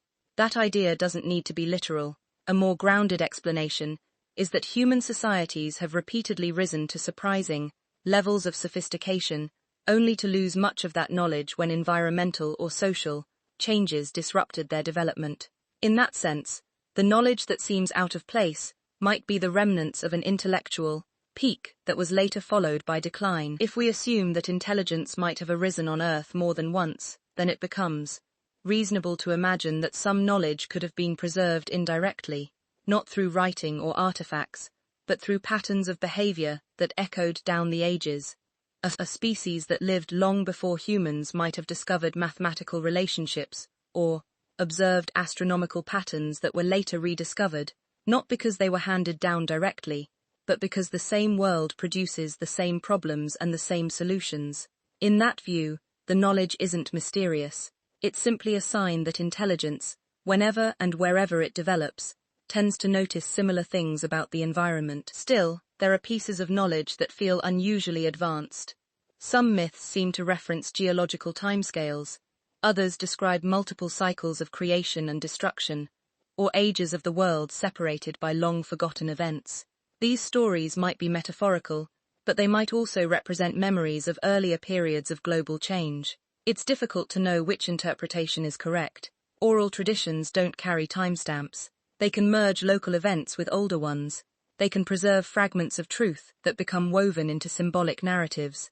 There are also mathematical systems that appear almost fully formed when they first show up in history. Complex calendars, systems for predicting celestial events, counting methods that extend far beyond immediate practical needs. In some cases, the mathematics used by ancient cultures seems unusually abstract for societies that had only recently developed agriculture or written language. Again, this doesn't require an extraordinary explanation. Human curiosity is capable of great leaps, but it does raise the possibility that earlier groups now lost to time might have experimented with similar ideas, leaving behind no trace except patterns later rediscovered. Some early cultures understood aspects of geometry with surprising precision. They grasped the relationships between angles and lengths. They built structures with accurate proportions. They created tools capable of producing consistent measurements. These achievements likely evolved through observation and hands-on experience. Yet, the speed with which some communities adopted these methods remains puzzling. Knowledge usually develops gradually, but in a few cases, it appears to have advanced rapidly, as if built on previous foundations that have since disappeared. There are also hints in mythology that suggest earlier sophistication. Stories that describe cycles of destruction and renewal could reflect memories of actual events, volcanic eruptions, meteor impacts, dramatic sea level changes, or long-term climate shifts. These events might have affected early humans deeply enough that their memory was preserved in symbolic form, but some of the details feel more like observation than metaphor. Descriptions of distant landforms, knowledge of currents, insights into the shape of the world, all without tools that should have made such understanding possible. Of course, myths evolve. They absorb influences from multiple sources. Over time, symbols and facts blend together, but the persistence of certain themes across cultures, separated by oceans and continents, suggests that some ideas were shared much earlier than recorded history indicates. Those common elements might be coincidence. They might reflect universal human experiences, or they might indicate that earlier groups traveled, communicated, or explored in ways that haven't been documented. Then there are the physical puzzles that hint at advanced craftsmanship, metal objects forged with techniques believed to be discovered much later, alloys that shouldn't exist for their time, items coated with protective layers that remain durable even today. These examples are rare and often debated, but they have a way of reappearing in academic discussions when researchers attempt to understand how certain technologies developed. Some of these items might be modern intrusions, others might be misidentified, but a few are genuinely puzzling. They raise the question of whether earlier cultures experimented with metallurgy or chemistry in ways that left only traces of their achievements. Tools made from organic materials wouldn't survive. Techniques requiring specialized knowledge might have vanished when the societies that use them declined. The absence of documentation doesn't mean the knowledge never existed. It simply means it was lost.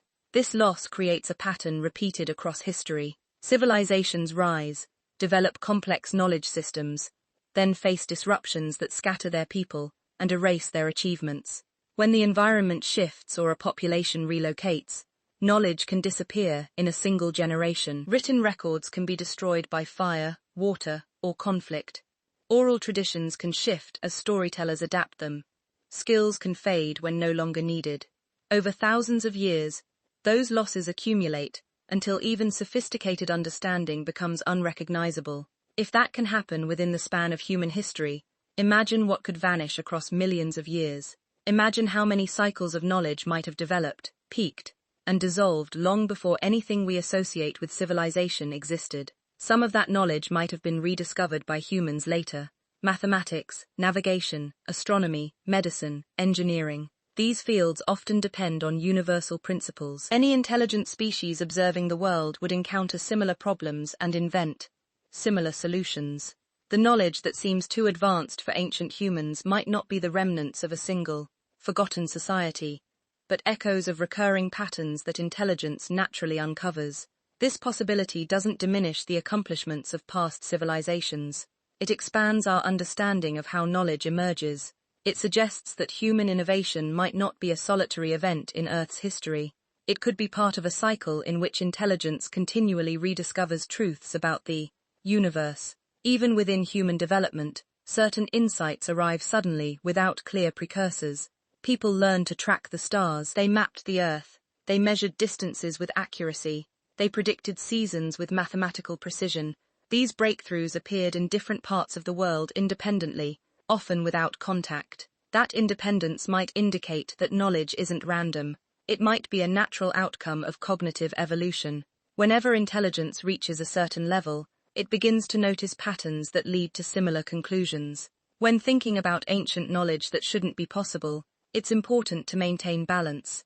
Nothing demands an extraordinary explanation, but the existence of these puzzles makes the conversation richer. They open the door to ideas that might otherwise seem unnecessary. They remind us that we don't fully understand the pathways by which knowledge moves, whether through direct inheritance, rediscovery, or cycles much older than we currently imagine. When people hear the phrase, the Great Reset, it often brings to mind images that are sharper than the topic really deserves. Large dramatic events, sudden endings, cataclysms that wipe the slate clean in a single moment. But when you look at how the Earth actually works, resets are usually quieter than that. They happen over long stretches of time, shaped not by one event, but by a combination of changing conditions, and those changes don't always obliterate what came before. Sometimes they simply alter things slowly enough that the original world dissolves without anyone noticing until it's already gone. In conversations about whether civilizations might have existed long before ours, the idea of resets becomes unavoidable, not because we're searching for apocalyptic stories, but because the planet has undergone so many transformations that it would be strange to think intelligence has only ever risen once. Reset theories explore these transformations with a kind of cautious curiosity. They don't insist that an advanced species existed before humans. They simply acknowledge that the Earth provides windows where intelligence could thrive, windows where it would face challenges too great to survive. These ideas have soft edges for a reason. They aren't built on definitive evidence. They're built on possibilities, observations, geological patterns, and the knowledge that time can erase almost anything. Approaching the topic with gentle curiosity, rather than certainty, allows it to unfold in a way that doesn't require dramatic leaps. You don't need sudden catastrophes for a civilization to disappear. You only need enough time and enough change. One type of reset people often imagine involves natural disasters, massive volcanic eruptions that transform the climate, asteroids that strike with enough force to darken the sky for years, floods that reshape coastlines entirely. These events have happened many times throughout Earth's history. We can see their signatures in rock layers, in fossil shifts, in sudden declines of species. They're dramatic, but their effects play out over years, or centuries rather than minutes. Life changes because conditions change, not because everything ends instantly. A reset like that, if it affected a civilization, would leave little behind. Cities near coasts could vanish under rising seas. Structures on land might collapse under volcanic ash or seismic shifts. Populations might relocate, leaving once flourishing regions empty. Over long enough periods, the land itself could move, submerge, or erode. What remains might be indistinguishable from natural formations. A civilization could fall beneath these forces without needing an end-of-the-world scenario. It would simply lose the stability that allowed it to thrive. Another kind of reset comes from climate shifts. The Earth's climate has cycled between warm periods and ice ages many times. Ice sheets have advanced far enough to bury entire landscapes. Deserts have expanded until once fertile regions became barren. Rainfall patterns have shifted by hundreds of miles. These changes reshape where life can flourish. A civilization arising in one climate could find itself unable to adapt when that climate changes. Even a slow shift can be devastating when survival depends on reliable seasons and consistent resources. These climate-driven resets don't erase the planet, they reshape it. A civilization might retreat, it might fragment, it might survive in smaller pockets, and eventually, it might disappear entirely, leaving behind only subtle traces. If that happens millions of years before our time, those traces would blend into sediment, become part of the soil, or dissolve completely. There are also biological resets, periods where species evolve rapidly, periods where extinction rates rise, periods where ecosystems reorganize. These shifts don't require dramatic events. They can result from gradual changes in temperature, ocean chemistry, or atmospheric composition. A species that once thrived might find itself less suited to new conditions. A predator might emerge that disrupts established balance. A disease might spread through populations with no natural immunity. Over long enough spans, even dominant species can vanish entirely. If intelligence were tied to one of those species, its disappearance could be complete. A civilization might decline long before the species itself went extinct, especially if its survival depended on specific materials or environmental stability. And once gone, the memory of its existence would fade. If it left behind little that could fossilize or survive erosion, the record of its time on Earth might be nothing more than a slight disruption in sediment, or a chemical signature no one recognizes as artificial. Reset theories also consider geological activity. The Earth's crust moves constantly over millions of years. Continents drift across the globe, oceans open and close, mountains rise and fall. Land that once sat at sea level might now be part of a mountain range. Land that once held forests might now lie beneath deep ocean trenches. If a civilization existed on one of these shifting plates, its remains would be subject to forces powerful enough to distort, submerge, or obliterate them. Even the strongest materials would not withstand the effects of subduction or metamorphism. The crust recycles itself, taking whatever sits on its surface into its depths.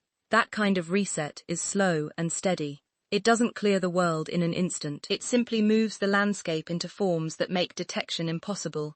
Everything that once stood on the surface becomes part of the deep earth, altered beyond recognition. Some reset theories involve a combination of these factors, not a single event, but a sequence. A civilization could rise during a stable climate, expand during a period of abundant resources, and then gradually face increasing challenges. The land might become less fertile, weather patterns might become unpredictable, seas might encroach on coastal regions, natural disasters might occur with greater frequency. Each challenge might weaken the civilization slowly, and eventually it might decline until only scattered groups remain. Over generations, knowledge could be lost, traditions forgotten, languages changed, and the memory of the civilization's peak erased. This kind of reset doesn't require a catastrophe. It only requires enough disruption over enough time. Most civilizations rise and fall this way. Their decline is gradual, marked not by a single moment, but by a long sequence of adjustments until they no longer resemble what they once were. When people talk about great resets in a modern context, they sometimes imagine controlled events, planned reorganizations, or forced shifts. But the resets considered in deep time are different. They're not orchestrated, they're not intentional. They're simply the natural outcome of a planet in motion. Earth is dynamic. It does not preserve its past neatly. It doesn't hold on to landscapes for long. It recycles, erodes, reshapes, and renews.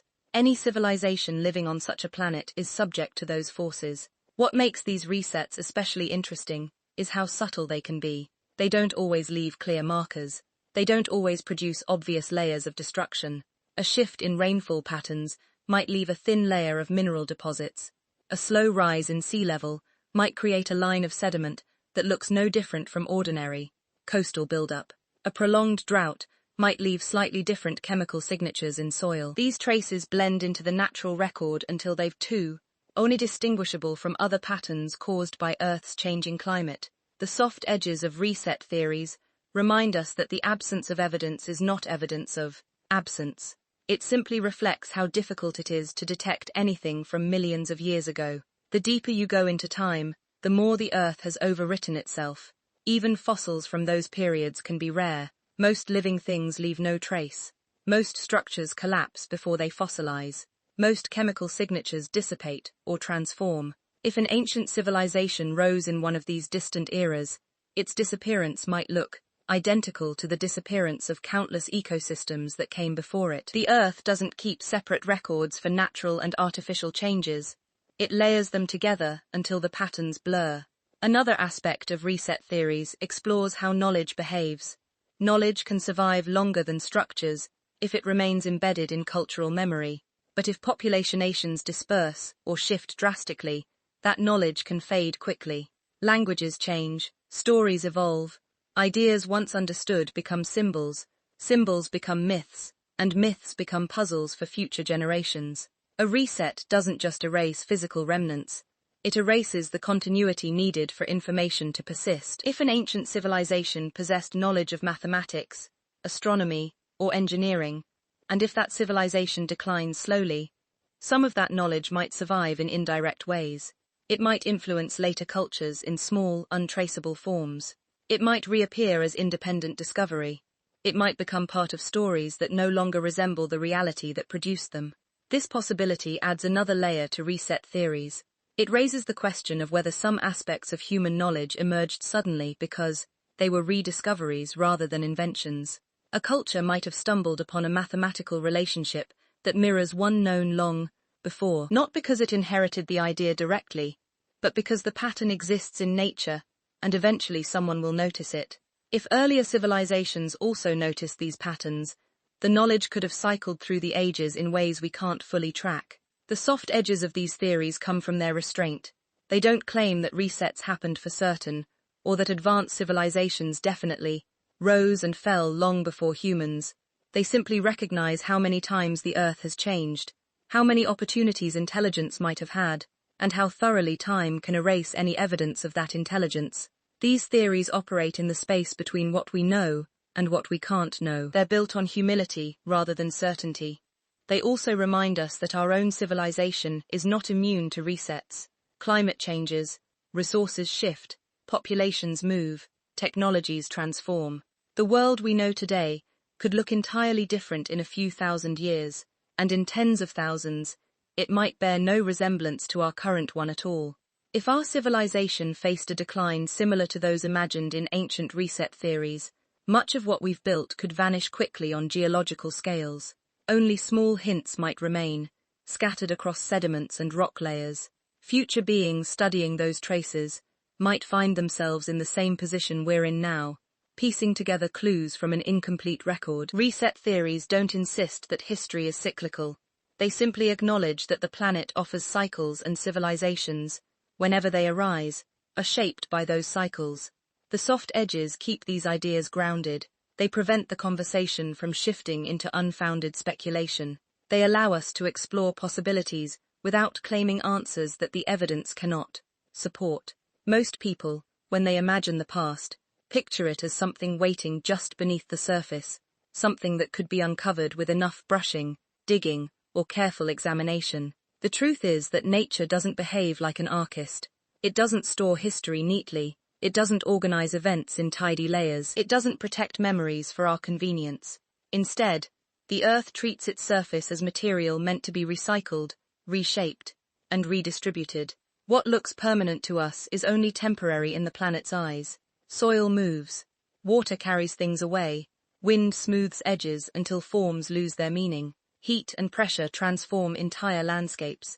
And through all these processes, whatever once existed can fade so completely that it becomes indistinguishable from everything around it.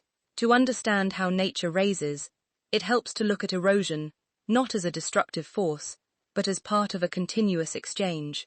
A mountain range might appear immovable and strong, yet every year, tiny fragments break away. Those fragments travel down rivers, settle in valleys, or fall into the ocean.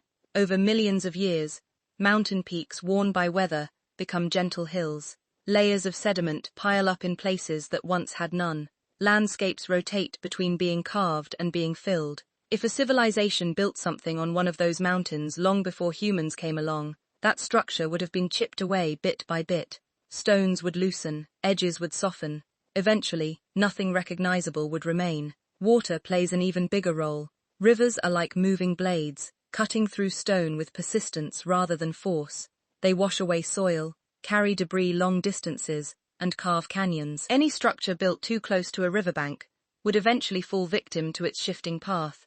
Even something located well above the water could be worn down by rain. Over time, Water seeps into cracks, freezes, expands, and breaks apart whatever stands in its way. This repeated cycle, acting across millions of years, ensures that almost no material survives unchanged. If an ancient society once stood where a modern river now flows, the trace of it would be carried far away, broken down until it became just another component of the riverbed. Coastlines change constantly as well. Waves, tides, and storms reshape shores every day.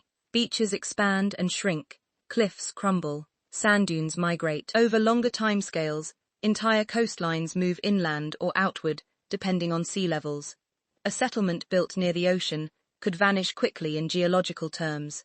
Rising waters would inundate it, sand would bury it, sediments carried by waves would fill the spaces between structures, and in time, the evidence would be buried under the seafloor, compressed into new layers of rock. If someone searched for that settlement today, they would not find walls or foundations. They'd find only sediment patterns that look identical to natural formations. Forests and vegetation also contribute to this process. Plants grow through structures with surprising strength. Roots break apart stone. They fill cracks, widen them, and destabilize foundations. When trees fall, they scatter organic material that decomposes and blends with soil. In humid climates, structures made from organic materials decay quickly. Wood becomes soft, fibers disintegrate. Without maintenance, entire buildings can vanish in a matter of decades. Over centuries, forests reclaim everything. Over millennia, those forests disappear too, replaced by new environments that leave behind different traces. The original structures, if any existed, dissolve into the cycle of growth, decay, and regrowth. Even deserts, despite their stillness, are constantly shifting. Wind moves sand into dunes that can bury entire landscapes. These dunes migrate slowly, covering and uncovering areas over long periods. A settlement built in such a region might disappear beneath the layers of wind-blown sand. Once buried, the shifting sands could grind down exposed surfaces until all recognizable features eroded away.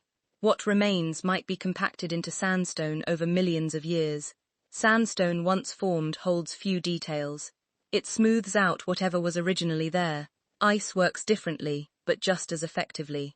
Glaciers carve through landscapes with tremendous pressure, carrying boulders and debris across long distances. They flatten some regions and create deep valleys in others. Underneath a glacier, anything once standing would be crushed, scraped, or transported far away. When the ice melts, the landscape left behind bears little resemblance to what existed before.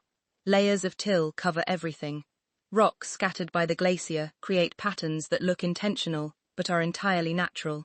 Any traces of a previous civilization caught in these movements would be destroyed almost immediately. Given these forces, it's remarkable that anything survives at all. Nature's constant motion ensures that only the most durable or fortunate structures persist over long spans of time. Even then, those structures only survive if the conditions are exceptionally stable. Most of the planet does not offer that stability. Earthquakes shift land suddenly. Volcanoes blanket regions with ash. Landslides bury entire valleys. Tectonic plates push continents together or pull them apart. If a civilization were to rise in one of these unstable zones, its remnants would be scattered or destroyed long before anyone could discover them. But for all the ways nature erases, it also has ways of remembering. These memories aren't preserved intentionally. They're accidental. They occur when conditions align in just the right way to trap a trace of the past. Fossils are one example. They form only under specific conditions. A creature must die in a place where sediment accumulates quickly. Its remains must be buried before scavengers or microbes destroy them. Minerals must seep in to replace organic material. The surrounding layers must remain undisturbed long enough for the fossil to harden. Even then, the fossil might never be found. It could remain buried for millions of years, or be destroyed by erosion before anyone sees it. Just as nature preserves bones, it can also preserve structures unintentionally. Volcanic ash can in buildings, the way it did in certain regions of early human history. Mudslides can bury settlements under layers of soil that harden over time. Lakes can submerge artifacts in oxygen-poor water that slows decay. Peat bogs can preserve wood and even soft materials for surprisingly long periods. But these conditions are rare, and they only operate within certain time frames. Over millions of years, even these preserved items eventually succumb to geological change. A buried object might fossilize, but fossilization alters its structure so completely that its artificial origins might no longer be recognizable. Another form of natural memory involves chemical signatures. Certain industrial activities leave compounds in the environment that may persist long after physical objects disappear. Modern humans, for example, produce pollutants that will remain detectable in sediments for thousands, possibly millions of years. If an ancient civilization used chemicals or produced waste products that altered the environment, faint traces of those compounds might persist in rock layers, but interpreting those signatures is difficult. Nature also produces many of the same elements and compounds. Determining whether a particular spike in a chemical is artificial or natural requires context, and context can be lost easily across deep time. Patterns in sediment can also serve as a kind of natural memory. When a region experiences sudden deforestation, erosion increases, leaving behind distinct layers of soil. When a population expands or farms intensively, the soil composition changes. If a civilization long before ours engaged in large-scale agriculture, mining, or land modification, it might leave behind patterns in the sediment. But once again, distinguishing these patterns from natural shifts is complicated. Floods, fires, storms, and climate cycles can create similar effects. Nature remembers in stone as well. Certain types of rock preserve impressions of what existed before. Footprints in mud can harden into rock. Marks left by tools, if protected from erosion, might become fossilized. But these instances are incredibly rare. The majority of impressions fade long before they have a chance to fossilize. When they do survive, they often become so distorted that interpreting them becomes guesswork. Even the absence of certain materials can be a form of natural memory. A region may contain minerals in patterns that suggest extraction or alteration, but after millions of years, those patterns could just as easily be the result of geological processes. Without clear evidence, it becomes impossible to determine whether the changes were intentional or natural. Despite nature's thoroughness in erasing, it sometimes preserves hints of ancient environments. For example, scientists can look at pollen trapped in layers of sediment to understand what kinds of plants once grew in a region. They can study trapped air bubbles in ice cores to determine ancient atmospheric conditions. They can analyze tree rings to understand climate shifts. These memories allow us to piece together the world's past, but they only reach back a few 100,000 years at most. Beyond that, the record becomes fragmented. The deeper we look, the fewer details remain. If a civilization existed millions of years ago, nature's ability to remember would almost be too faint to detect. The geological record from those eras is far less complete. Entire continents from that time have shifted beyond recognition. Mountain ranges have risen and disappeared. Oceans have covered regions that are now land. Fossil records are sparse and often incomplete. Even the best preserved layers contain only fragments of ecosystems. If anything artificial existed in those periods, the odds that it survived in a recognizable form are incredibly small. But even if physical traces don't survive, there might be indirect signs. Climate shifts with no obvious cause, unusual concentrations of certain elements, sediment layers that indicate sudden changes in land use. These would not be obvious markers. They would be subtle, ambiguous, and open to multiple interpretations. And that ambiguity is perhaps the most important aspect of nature's accidental memory. It doesn't preserve stories, it preserves hints. Those hints require careful reading, thoughtful interpretation, and a willingness to accept uncertainty. Even in more recent times, we see how fragile the record is. Some human civilizations left behind almost nothing. Entire cultures are known only through a handful of artifacts or structures, and those artifacts only survived because they were made of materials strong enough to withstand centuries. Many societies used organic materials that vanished completely. Their stories, traditions, and discoveries are lost, remembered only through the influence they had on later groups. If that can happen within a few thousand years, then the idea that entire civilizations could disappear without a trace over millions of years is not far-fetched. Nature arises because its processes are relentless. Rain falls, wind blows, tectonic plates clash, oceans rise and fall. The surface of the earth is constantly moving, adjusting and renewing. but in rare moments, nature remembers. Not in full narratives, but in fragments. A fossil here, a chemical signature there, a layer of sediment that hints at a distant event. These accidental memories are all we have to understand the world before our own.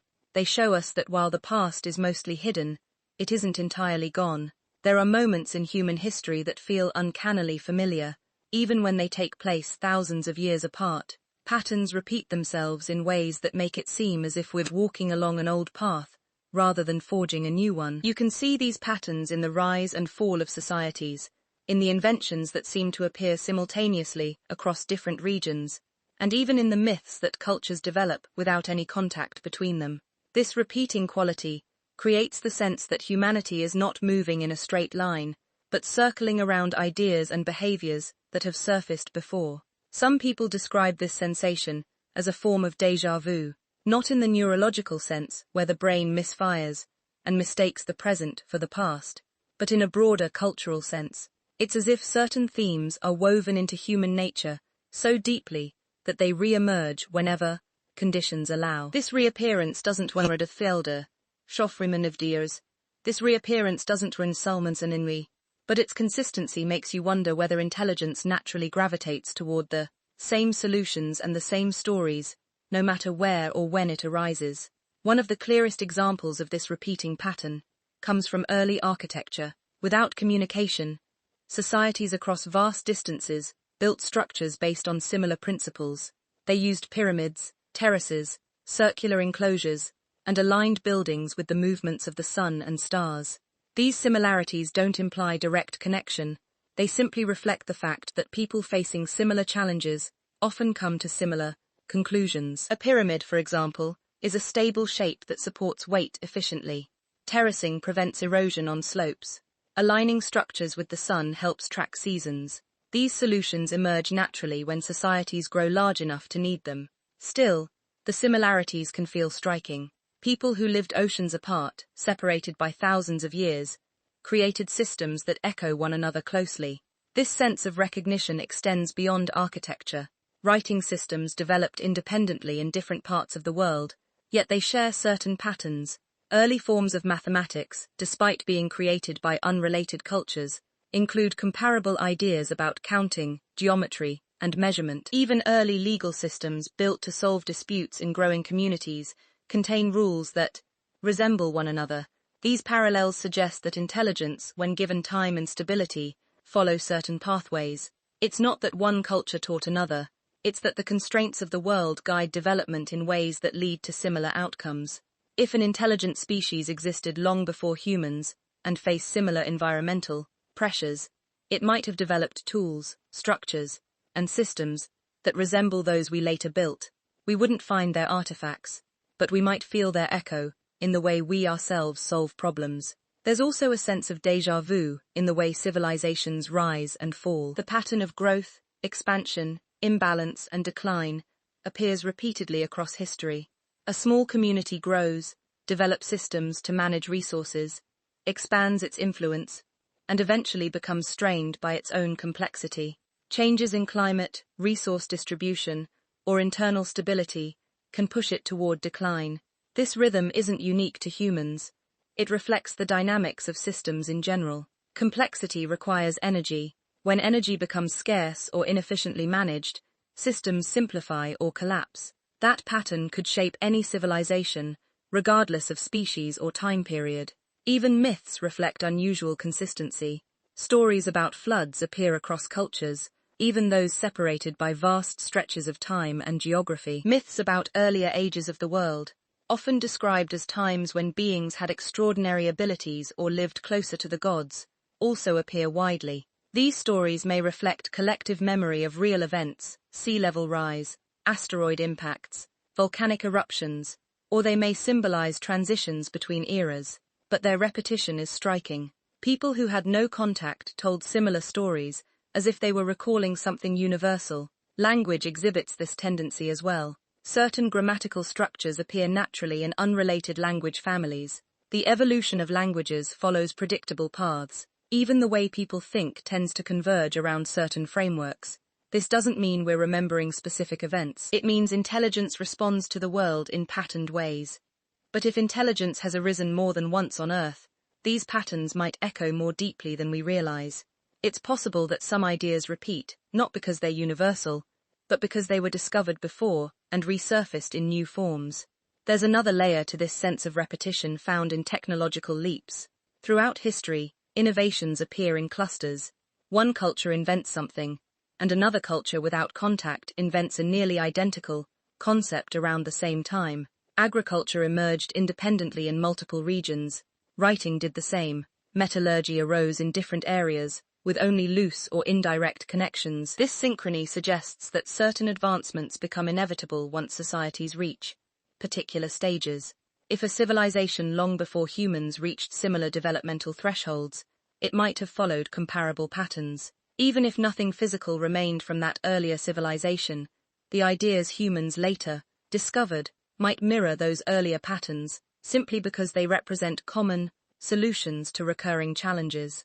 In that sense, humanity could be reenacting certain stages of development without ever knowing it. Some researchers point to ancient myths that describe cyclical ages, golden ages, declines, renewals, and resets. These cycles are symbolic, but they might also reflect observations about the world passed down through generations. When you consider how often the Earth's climate has shifted, how many times sea levels have risen or fallen, and how frequently ecosystems have transformed, it's understandable that ancient cultures would interpret these changes as recurring ages. Interestingly, even modern people experience a kind of déjà vu when studying ancient artifacts. Certain designs, patterns, or techniques feel familiar, not because we've seen them before, but because they resonate with how we might solve problems today. A tool carved thousands of years ago might resemble one we'll intuitively create if faced with the same challenge. A piece of art might reflect shapes or ideas that feel natural. This familiarity hints at underlying cognitive tendencies shared across time. There are also the moments when humanity rediscovers knowledge once believed lost. Architectural techniques reappear in later civilizations after vanishing for centuries. Medical practices that disappeared in one region re-emerge independently in another. Navigation methods once thought forgotten resurface when new explorers face similar challenges.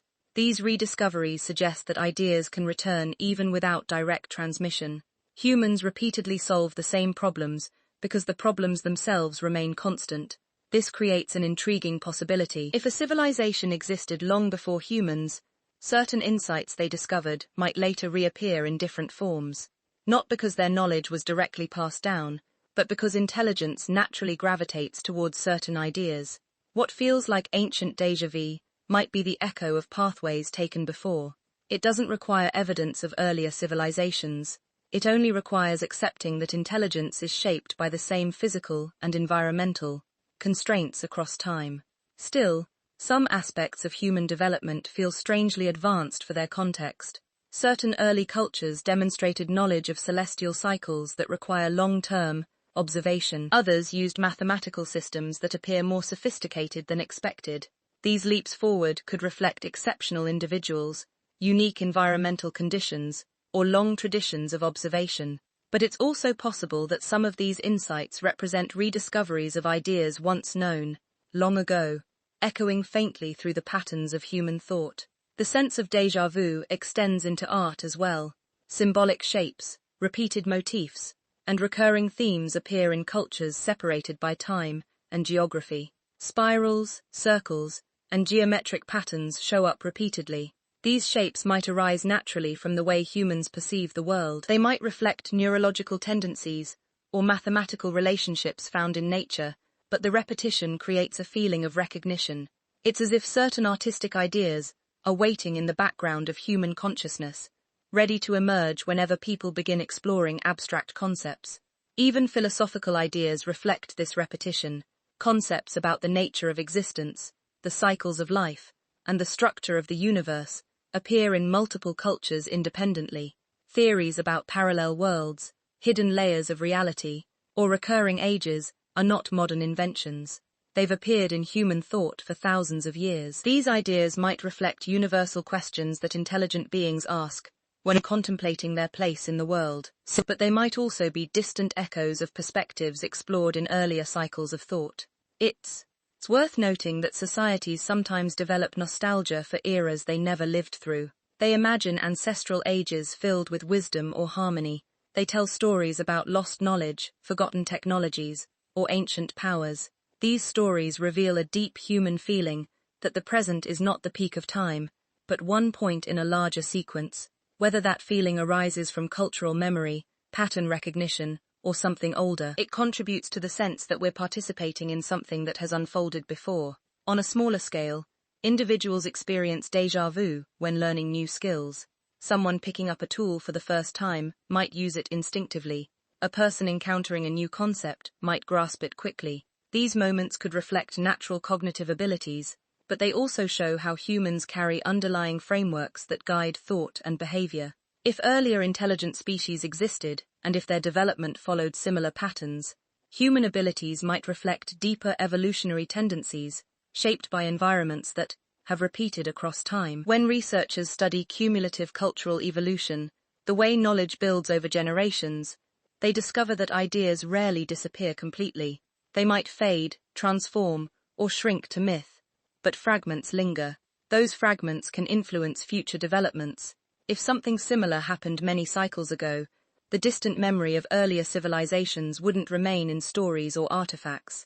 It would remain as patterns of thought, ways of organizing information, or intuitions shared across species. This possibility highlights how interconnected development can be, even without direct transmission. If intelligence follows predictable paths, then civilizations arising millions of years apart could experience strikingly similar stages. Humanity's sense of déjà vu might reflect this deeper continuity, not because we remember specific events, but because the structures of the world guide the evolution of ideas. The concept of inventions appearing independently supports this. People who have never met often arrive at the same innovations around the same time because societal pressures push them in similar directions. Agriculture, metallurgy, writing, navigation, and mathematical reasoning emerged in parallel. If an earlier civilization once developed these ideas, humanity might be walking along similar routes without even knowing it. The route itself is shaped by the world, not by memory. Another aspect of this déjà vu arises when people encounter ancient ruins. They stand in silence before structures built thousands of years ago and feel a sense of familiarity. Something about the proportions, the layout, or the craftsmanship resonates. It isn't because they've seen these structures before. It's because the human brain responds in predictable ways to symmetry, balance, and order. If earlier civilizations use similar principles, their creations might evoke the same feeling, even if nothing remains today. Some thinkers have suggested that déjà vu could represent the brain processing information from multiple perspectives at once. But on a cultural level, déjà vu reflects a deeper observation. Different societies often discover similar truths because the underlying reality hasn't changed. The Earth remains the same planet with the same patterns, the same cycles, the same challenges. Intelligence, whenever it appears, must navigate those patterns. The results will naturally resemble one another. This perspective doesn't require that earlier civilizations existed. It simply acknowledges that if they had existed, their development might feel familiar to us, because we're responding to the same world. Humanity's strange déjà vu could then be seen as the echo of paths taken before, not in the sense of memories carried through time, but in the sense of repetition, shaped by the planet itself.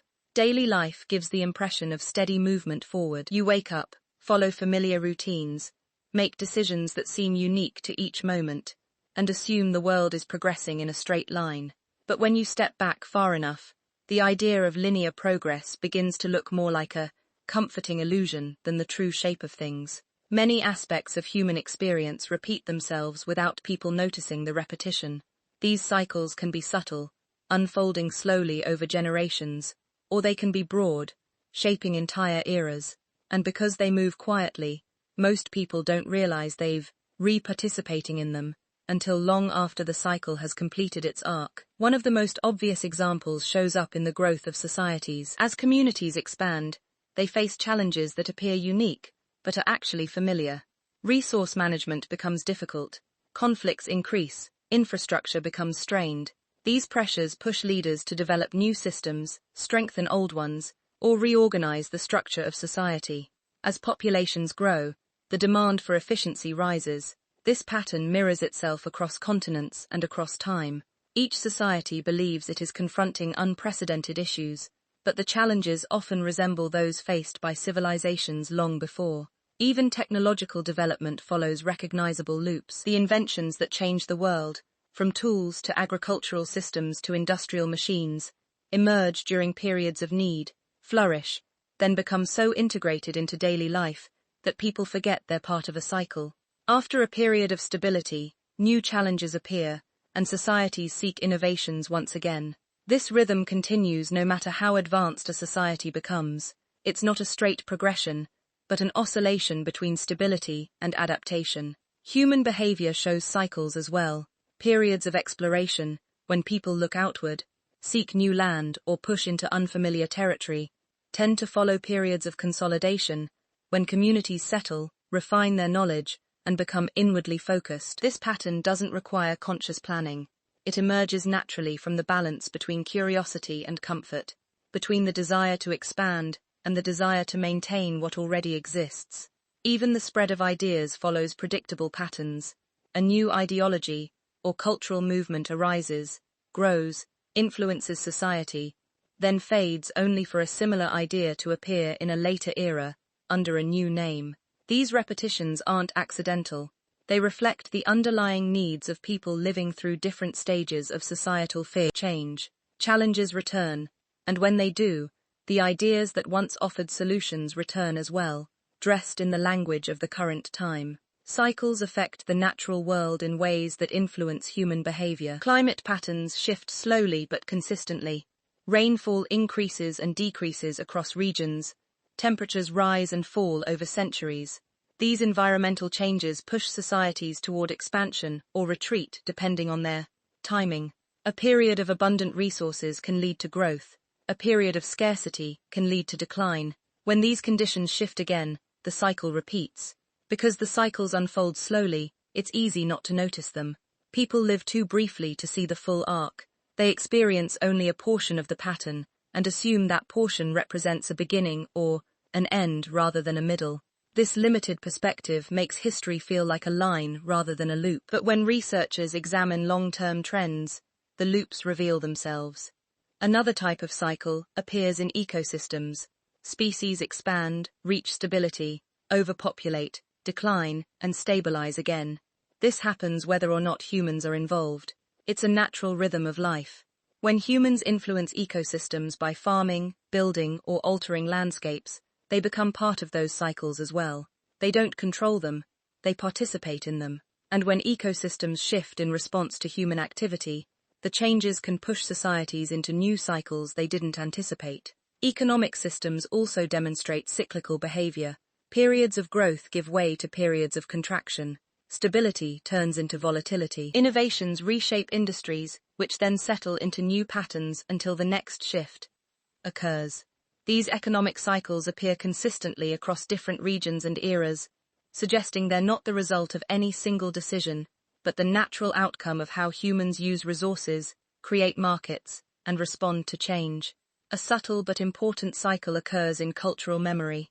People tend to forget the lessons of the past after enough time has passed. New generations grow up without direct experience of events that shaped earlier ones. They repeat certain behaviors, not out of ignorance, but because the connection between past and present weakens over time. This forgetting is part of the cycle. Old mistakes return. Old insights return as well. They reappear not because people deliberately revive them, but because the environments that produced them re-emerge. This cycle of forgetting and rediscovery influences the development of knowledge. Scientific understanding doesn't simply accumulate linearly. It moves forward, stalls, regresses in certain areas, and then leaps ahead. Ideas once explored may be set aside for centuries before resurfacing in new ways. Techniques from early societies sometimes reappear in modern times after rediscovery, simply because they solve a problem that is cycled back into relevance.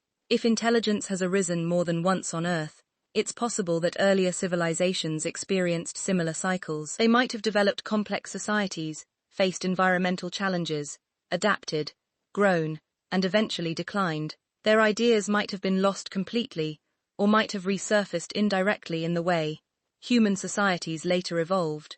If so, humanity might not be the first to follow these loops. We might simply be experiencing the same arc that earlier civilizations experienced, shaped by the same conditions and constraints. This idea doesn't require direct inheritance. It only requires acknowledging that cycles are built into the structure of the world. When intelligence interacts with the environment, certain patterns of behavior emerge naturally. Those patterns create loops in development, culture, technology, and organization. The loops might differ in detail, but remain consistent in shape. Some cycles take place on scales so large that no individual generation could ever perceive them. For example, geological cycles operate across millions of years. Continents drift apart, collide, drift apart again. Oceans open and close. Mountain ranges rise and erode. These cycles influence climate, sea levels, and available resources. A civilization arising during one phase of a geological cycle might prosper because the environment is mild and stable. Another civilization rising during a different phase might face harsh conditions that limit its development. If earlier civilizations existed during different phases of these long cycles, their experiences would differ from ours in significant ways. Their rise might have been accelerated or hindered by climates we've never known. Their decline might have been shaped by geological events we haven't experienced. From our perspective, these cycles would be invisible, but they might have determined the fate of civilizations long before humans. Another long-term cycle involves biodiversity. Life on Earth has gone through multiple expansions and extinctions. After each extinction, new species arise to fill the empty niches. Sometimes evolution takes familiar forms. Certain body shapes, feeding strategies, and evolutionary strategies appear repeatedly because they are efficient. If intelligence evolved multiple times, it might follow a similar pattern. The details of each species would differ, but the cognitive traits required for civilization, problem-solving, communication, tool use would emerge again and again in similar configurations. These biological cycles help explain why humans might experience certain instincts, behaviors, or preferences that feel older than humanity itself. Some capabilities might be deeply rooted in evolutionary patterns that have repeated across earlier cycles of life. If intelligence is a recurring outcome of evolution, then humanity's tendencies might reflect a long chain of iterations rather than a single point of origin. Cycles also exist in how species use energy. Early humans burned wood, later used coal, and eventually developed more complex sources of power. Each step reflects a shift in available resources and technological ability. If earlier civilizations once existed, their energy cycles might have followed similar paths. They might have started with biological energy, then moved to more efficient sources and eventually encountered limitations that forced them to adapt or decline. These patterns are visible today. Humans use energy sources until they become scarce or environmentally damaging. Then they search for alternatives. This search often mirrors earlier stages of development, creating a loop where old ideas resurface in new contexts. If earlier civilizations face similar challenges, the same cycle might have unfolded long before humans existed. Another cycle emerges in how societies respond to uncertainty. When people face periods of instability, they often turn to tradition, authority, or familiar structures. When stability returns, they become more open to new ideas and experimentation. This shift affects politics, religion, art, and science. Over time, societies oscillate between periods of conservatism and periods of innovation. These oscillations appear across cultures and eras, suggesting they are deeply rooted in human nature. And if intelligence evolves similarly across species, these cycles might be universal. Even the belief in cycles itself is part of a cycle. People become interested in the idea during times of uncertainty. They look for patterns that explain the chaos around them. When stability returns, interest fades, only to return again during the next period of upheaval. This repeating focus on cycles reflects our desire to find meaning in change. It suggests that humans are instinctively drawn to the idea that the world moves in loops rather than lines. The most subtle cycles are the ones individuals experience internally. People revisit old habits, return to familiar places, or repeat decisions they thought they'd moved past. This personal repetition mirrors the larger cycles of society. It's a reflection of how the brain processes information, stores memories, and navigates the world. And these internal cycles can influence large-scale behavior when enough individuals participate in them. When we consider how many cycles shape our lives, it becomes easier to imagine that humanity might be part of a much larger sequence. If civilizations have risen before, they might have experienced similar loops. They might have built societies that expanded, confronted familiar challenges, adapted for a time, and eventually declined. If the world continues for millions of years more, future civilizations might repeat the same arcs. Recognizing these cycles doesn't diminish human achievement. It gives context. It helps explain why certain developments feel inevitable, why certain failures recur, and why progress never feels as linear as textbooks describe. It also encourages humility. If we are part of a cycle, then our place in history is one stage among many. Not a beginning, not an end, just one turn in a repeating pattern shaped by the planet itself. Imagining another intelligent species that lived long before humans requires setting aside familiar assumptions, not because the idea is impossible, but because our picture of intelligence is shaped entirely by what we see in ourselves.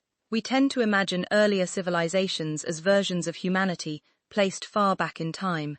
That approach narrows the possibility so much that it becomes difficult to think beyond simple parallels. A more helpful way to explore this question is to consider the full range of what intelligence could look like under conditions very different from those we know. The starting point is acknowledging that intelligence doesn't automatically produce the same outcomes across species. It doesn't require cities, metal tools, or the kind of technology humans create. Intelligence might take forms suited to environments that leave behind almost no durable trace. A species living in dense forests, wetlands, or coastal regions could develop complex problem-solving skills, create social structures, and even manipulate their environment without ever shaping materials that fossilize well. Their existence might blend into the natural world, disappearing completely when landscapes shift. Another possibility is that an earlier civilization wasn't technologically focused at all. Technology, as humans define it, relies heavily on modifying the environment to suit our needs. But intelligence could develop in a species that adapted itself to the environment instead, using biological strategies rather than external tools. Such a species might have advanced communication, shared knowledge, and cultural traditions, but leave behind no manufactured objects. Their traces could resemble ordinary biological remains, indistinguishable from other species of their time. It's worth considering the possibility that an ancient intelligent species might have been much smaller or larger than humans, altering what they were physically capable of building. A smaller species might create intricate structures out of materials that cannot survive long-term, something akin to what bees or termites do today, except guided by higher cognition rather than instinct. A larger species might favor open spaces, avoid enclosed structures, or use natural formations rather than building anything artificial. In either case, the remnants would not resemble human ruins. They might appear natural even when examined closely. Species that evolved intelligence in aquatic environments introduce another branch of possibilities. Oceans hold more secrecy than land. Life beneath the surface decays differently. Structures built underwater erode quickly. Organic material dissolves or is consumed. Minerals shift with the currents. Even large constructions could break apart within centuries and leave no identifiable remnants. If an intelligent species lived primarily in the ocean millions of years ago, their entire civilization could vanish without a trace, except for subtle disruptions in sediment or faint chemical signatures. The ocean is a place where nature's erasing process is even more efficient than on land. Some scientists point out that octopuses already display remarkable intelligence, creativity, and problem-solving skills, despite having evolved separately from mammals. Their ancestors stretch far back into deep time. If a lineage like theirs had evolved higher intelligence during a stable period in the distant past, it's not unreasonable to imagine an aquatic civilization that rose and fell long before humans existed. Such a species could have developed methods of interaction and organization completely different from ours. Their tools might have been temporary or biological. Their communication might have relied on color, sound, or chemical signals. Nothing in that system would leave behind recognizable artifacts. Another question to consider is whether an earlier intelligent species would have lived during a time when the planet's climate and geography were dramatically different. Vast regions that are now covered by ocean could once have been exposed land. Areas now occupied by mountain ranges could have been gentle plains. If a civilization flourished in one of these lost landscapes, the physical evidence might lie beneath thousands of meters of sediment, subducted beneath tectonic plates, or transformed into metamorphic rock. Even something the size of a modern city could vanish completely under those conditions. There's also the possibility that intelligence arose during one of Earth's swarmer periods, when tropical climates extended into regions that are now temperate. In such environments, organic materials decay more quickly. Wood, fibers, and plants break down rapidly. Structures built with those materials wouldn't survive even a few thousand years, let alone millions. Fossils from these regions are rare because heat and humidity accelerate decomposition. If an earlier civilization relied on organic construction methods, their remains would simply not persist. Thinking about who they were becomes even more complex when you consider how evolution works across long timescales. Intelligence rarely appears suddenly. It tends to emerge in species facing unique pressures, environmental instability, the need for cooperation, predators that force innovation, or resource scarcity that encourages problem-solving. The shape of the species depends on the ecological niche they inhabited. Their behaviors reflect the challenges they faced, and their civilization, if they built one, would reflect their biology. For example, a species with excellent night vision might develop cultural practices centered around darkness. A species with heightened sensitivity to magnetic fields might navigate the world differently, building their society around patterns humans cannot detect. A species with underwater echolation might communicate in ways that leave no written record. Even the appearance of their dwellings might resemble coral formations or burrows rather than anything humans recognize as construction. If they communicated through complex sound patterns or chemical signals, their cultural memory would have been stored in ways that do not fossilize. They might have passed knowledge through behavior rather than writing, through shared rituals rather than physical records. The absence of inscriptions or symbols doesn't rule out intelligence. It only reflects the limitations of what we can recover. Another avenue of thought explores the idea that an earlier civilization might not have been widespread. Human civilization covers the globe today, but that's a recent development. For most of human existence, populations were localized. If an earlier species developed intelligence in a limited region, a valley, island chain, coastline, or river basin, their civilization could fade without influencing distant ecosystems. Localized civilizations leave fewer traces. Once their environment shifts or disappears, the evidence vanishes with it. Some researchers wonder whether intelligence could have arisen in species we already know, but mistakenly assume we're incapable of it. Fossils preserve bones, not behavior. A species might appear primitive in structure, but have developed unexpectedly complex social systems, communication methods, or cognitive abilities. Without clear behavioral evidence, we can't rule out the possibility that intelligence once emerged in species that left no trace of their mental capabilities. It's also possible that intelligence emerged in a species we have yet to discover. The fossil record is incomplete, especially for earlier eras. Entire species remain unknown because their remains were never fossilized or have not yet been found. Geological processes erase more fossils than they preserve. If an intelligent species lived in dense forests, wetlands, or tropical regions, the odds of their remains fossilizing are extremely low. The fossil record gives us glimpses, not complete pictures.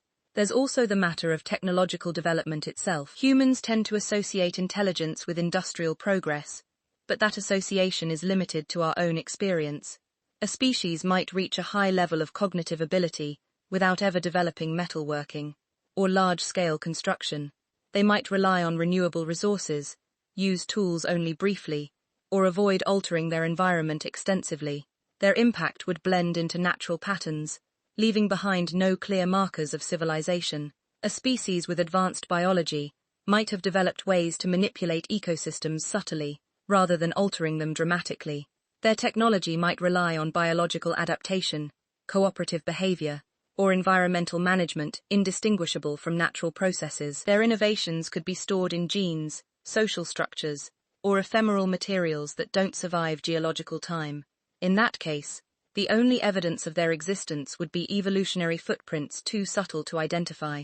Another possibility is that an earlier civilization reached a point of development that didn't require building permanent structures. Humans build houses, cities, and machines because our bodies need protection and our minds seek organization. But another species might have approached life differently. They might have valued mobility, impermanence, or integration with natural landscapes. Their creations might have been temporary by design, intended to be dismantled or decay naturally. It's equally plausible that an ancient civilization achieved technological advances that did not rely on the same materials humans use. Perhaps they developed energy sources or tools that leave behind no long-term trace. Perhaps they used materials that degrade entirely. Perhaps their most powerful achievements involve knowledge, not objects. A civilization can be advanced without leaving behind monuments or machines. Knowledge itself can be the pinnacle of development. When exploring possibilities like these, it's helpful to recognize that our assumptions limit the range of answers. We expect an intelligent species to resemble us in some way. That expectation shapes the search for evidence. If earlier civilizations used different materials, structures, or methods, we might overlook their traces because they don't minim our definitions of what a civilization should leave behind. Scientific caution also influences how we interpret anomalies in the geological or archaeological record. Anything that doesn't match established understanding is examined carefully, often assumed to have natural explanations. Most of the time, this approach is correct. Natural processes can produce shapes, patterns, and traces that mimic artificial origins. But this caution means that hints of ancient intelligence, if subtle enough, could be passed over without notice. Researchers are trained to avoid extraordinary conclusions unless supported by extraordinary evidence. Over millions of years, extraordinary evidence is unlikely to survive. Still, the question remains, if we are not the first, then who were they? The simplest answer is that they could have been many different things: aquatic, terrestrial, large, small, tool-focused, biology-focused, permanent, migratory, or something in between. They might have existed briefly or for millions of years. They might have flourished in an era barely represented in the fossil record. They might have disappeared gradually, long before humans evolved. Their world could have been stable or volatile, peaceful or challenging. Their existence, if real, would reflect the same combination of environmental opportunity and evolutionary chance that produced us. Speculating about such a species doesn't require imagining anything extraordinary. It only requires acknowledging that Earth is old enough, dynamic enough, and complex enough to allow for multiple cycles of intelligence. If we consider the planet's full timeline, humanity occupies only a thin layer near the surface. Many layers lie beneath us, each containing stories we can only guess at. There comes a point when following thoughts about earlier civilizations and the possibility of forgotten worlds where the focus naturally shifts back toward the present. Not in a dramatic turn or a sudden realization, but in a gradual way, as if the questions about ancient cycles slowly reveal something about where humanity stands right now. When you look at our timeline from a wide enough distance, it becomes clear that we're positioned in a place not unlike the one we imagine for any hypothetical species that might have come before us. We're living at a moment where much is known, much is still unknown, and the boundaries between the past and future feel thinner than we usually acknowledge. While it's tempting to think of ourselves as standing firmly in the middle of history with countless ages behind us and endless possibilities ahead, the truth is that we don't actually know where we fall within Earth's deeper rhythms. What feels like the beginning might be closer to the end of something. What feels like the end might be closer to the beginning of a different stage. Timelines at this scale don't provide markers or labels. They stretch out in both directions without telling us how much has happened already or how much remains. If you look at humanity's progress from a smaller perspective, it seems incredibly fast. The shift from scattered groups of early humans to complex global societies happened in a blink. When compared with geological or evolutionary time, agriculture, writing, industry, and technology, all developed within a small slice of Earth's history. So small that if you compressed the entire timeline into a single calendar year, everything humans consider civilization would exist only in the last seconds before midnight on December 31st. This gives the impression that we're arriving late to a long gunning sequence, rather than starting something entirely new.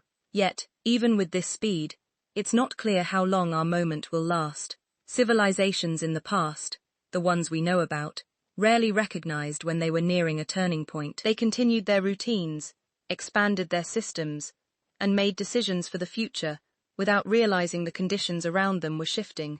Change arrived slowly enough that it didn't feel like change. It felt like continuity. Only in hindsight does the arc become obvious. Looking at our own time, we see patterns that resemble those earlier arcs in subtle ways.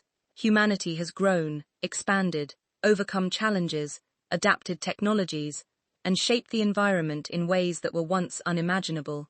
But the same growth has created pressures that mirror those faced by earlier civilizations: resource limitations, climate fluctuations, social tensions, and the strain that comes from maintaining complex systems. These challenges don't necessarily point toward decline.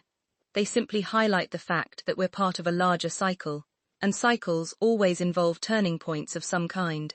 Standing at the edge of our own timeline means acknowledging both movement and uncertainty. It means accepting that we might not see the full path ahead or behind. It means understanding that the present moment is not a fixed point, but a continuation of countless previous shifts, many of which are now forgotten.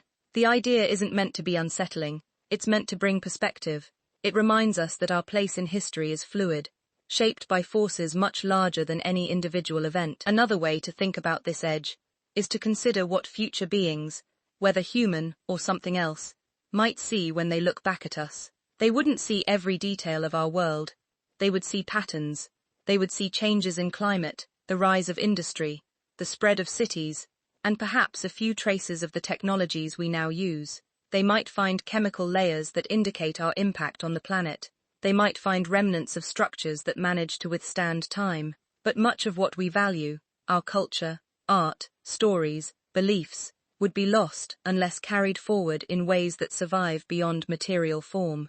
This perspective highlights how fragile the memory of a civilization can be. It doesn't take catastrophe or sudden collapse to erase most of what we build. Time itself does the work slowly and thoroughly. Even a stable civilization can leave behind surprisingly little after a few million years. If earlier intelligent species lived and vanished without leaving clear signs, it wouldn't necessarily mean their existence was insignificant. It could mean that time simply moved forward until the details dissolved. At the same time, being at the edge of a timeline also means having the ability to look both ways. We can reflect on how life has transformed the planet for billions of years, and we can project into the future, imagining how our choices might shape what comes next. This dual perspective is unique. It gives us the ability to understand cycles even while living inside one. It allows us to observe patterns that earlier species might never have recognized simply because they didn't have the historical data or global awareness we now possess. Yet despite this knowledge, we face the same limitations they might have faced. Our understanding is incomplete. We can analyze sediment, climate records, and geological shifts, but we can't see the full arc of the future. We can model possibilities, but we can't know which path the world will take. We can predict cycles, but we can't control them entirely. The edge of a timeline is a place where insight meets uncertainty, where understanding meets the unknown. There's another layer to this thought, one that relates to how we interpret history itself. When researchers examine the remains of ancient civilizations, they often try to understand them within the framework of their time, but those frameworks are incomplete. The stories we tell about the past rely on fragments, stones, bones, pottery, and traces of writing. The emotional world of those civilizations, their daily thoughts, their fears, their moments of comfort, and their sense of the future can only be guessed at. If an earlier civilization existed millions of years ago, its emotional world would be even more difficult to imagine. Its values, motivations, traditions, and experiences would be inaccessible to us. We might search for signs of logic or structure, but the specifics would be lost. This distance reminds us that even our own civilization, with all its documentation, could one day be interpreted through fragments that don't reflect our full reality. Standing at the edge of our timeline means accepting that our identity is temporary. It doesn't diminish our existence. It highlights it. Just as earlier civilizations may have shaped their time without knowing how brief their moment would be, we are shaping ours. We make discoveries, share knowledge, solve problems, and build systems that feel permanent. Even though we know intellectually that nothing on Earth remains unchanged forever, the edge is not a place of endings. It's a place of transition. It's where one cycle gradually makes space for another. These transitions aren't always visible from the inside. They can look like ordinary life. They can feel like steady routine. Only from a distant perspective do they become clear. For humanity, this means we may be living at a moment that future beings will see as a turning point, even if it feels like everyday continuity to us. Thinking this way doesn't require pessimism. It simply acknowledges reality. Civilizations don't last forever. Species don't last forever. Even continents change shape. The importance of the present lies not in its permanence, but in the choices made within it. If we are in fact at the edge of a timeline, whether it's the beginning of decline, the start of renewal, or simply another turn in a long sequence, then our role is to navigate the moment with awareness. Awareness doesn't mean predicting the future. It means understanding the scales involved. Human lifetimes are short compared to geological cycles. Civilizations rise and fall across centuries, but the planet changes across millions of years. If earlier intelligent species lived during those long cycles, then their entire civilizations might have existed and vanished in sections of time that leave behind only minimal evidence. From our vantage point, their existence would look like a blank space, even though to them, their time would have felt rich, complex, and full of meaning. This reflection offers a kind of quiet clarity. It suggests that every civilization, ours included, sees itself as central because it experiences only its own moment. But when placed within deep time, that moment becomes one part of a much larger pattern, not insignificant, but not unique either, just one unfolding among many. At the same time, standing at the edge of a timeline gives humanity an unusual opportunity. Unlike earlier species, we have the means to record information in durable ways. We have tools for analyzing the distant past and projecting the distant future. We have technology that could preserve certain aspects of our knowledge long after structures fade. Whether these efforts will succeed across geological time is uncertain, but the attempt itself reflects humanity's awareness of where we stand. This awareness also invites a different question. If earlier civilizations existed, did they recognize their own place in time? Did they sense the cycles around them? Did they attempt to leave behind traces that might survive beyond their era? Or did they live entirely within their moment, content with the present, unaware of how quickly time would move past them? It's impossible to know, but imagining these possibilities helps illuminate our own position. It shows how fragile memory can be, and how important it is to understand the dynamics of the world we live in. It suggests that our moment, brief as it may be, carries within it the potential to influence what comes next. And finally, standing at this edge encourages a kind of calm reflection. Not fear of disappearance, not urgency in the face of uncertainty, but a quiet recognition that being part of a cycle is natural. That living in a world shaped by forces larger than ourselves is part of the human experience. That the timeline we inhabit stretches far behind us and far ahead with room for countless stories beyond our own.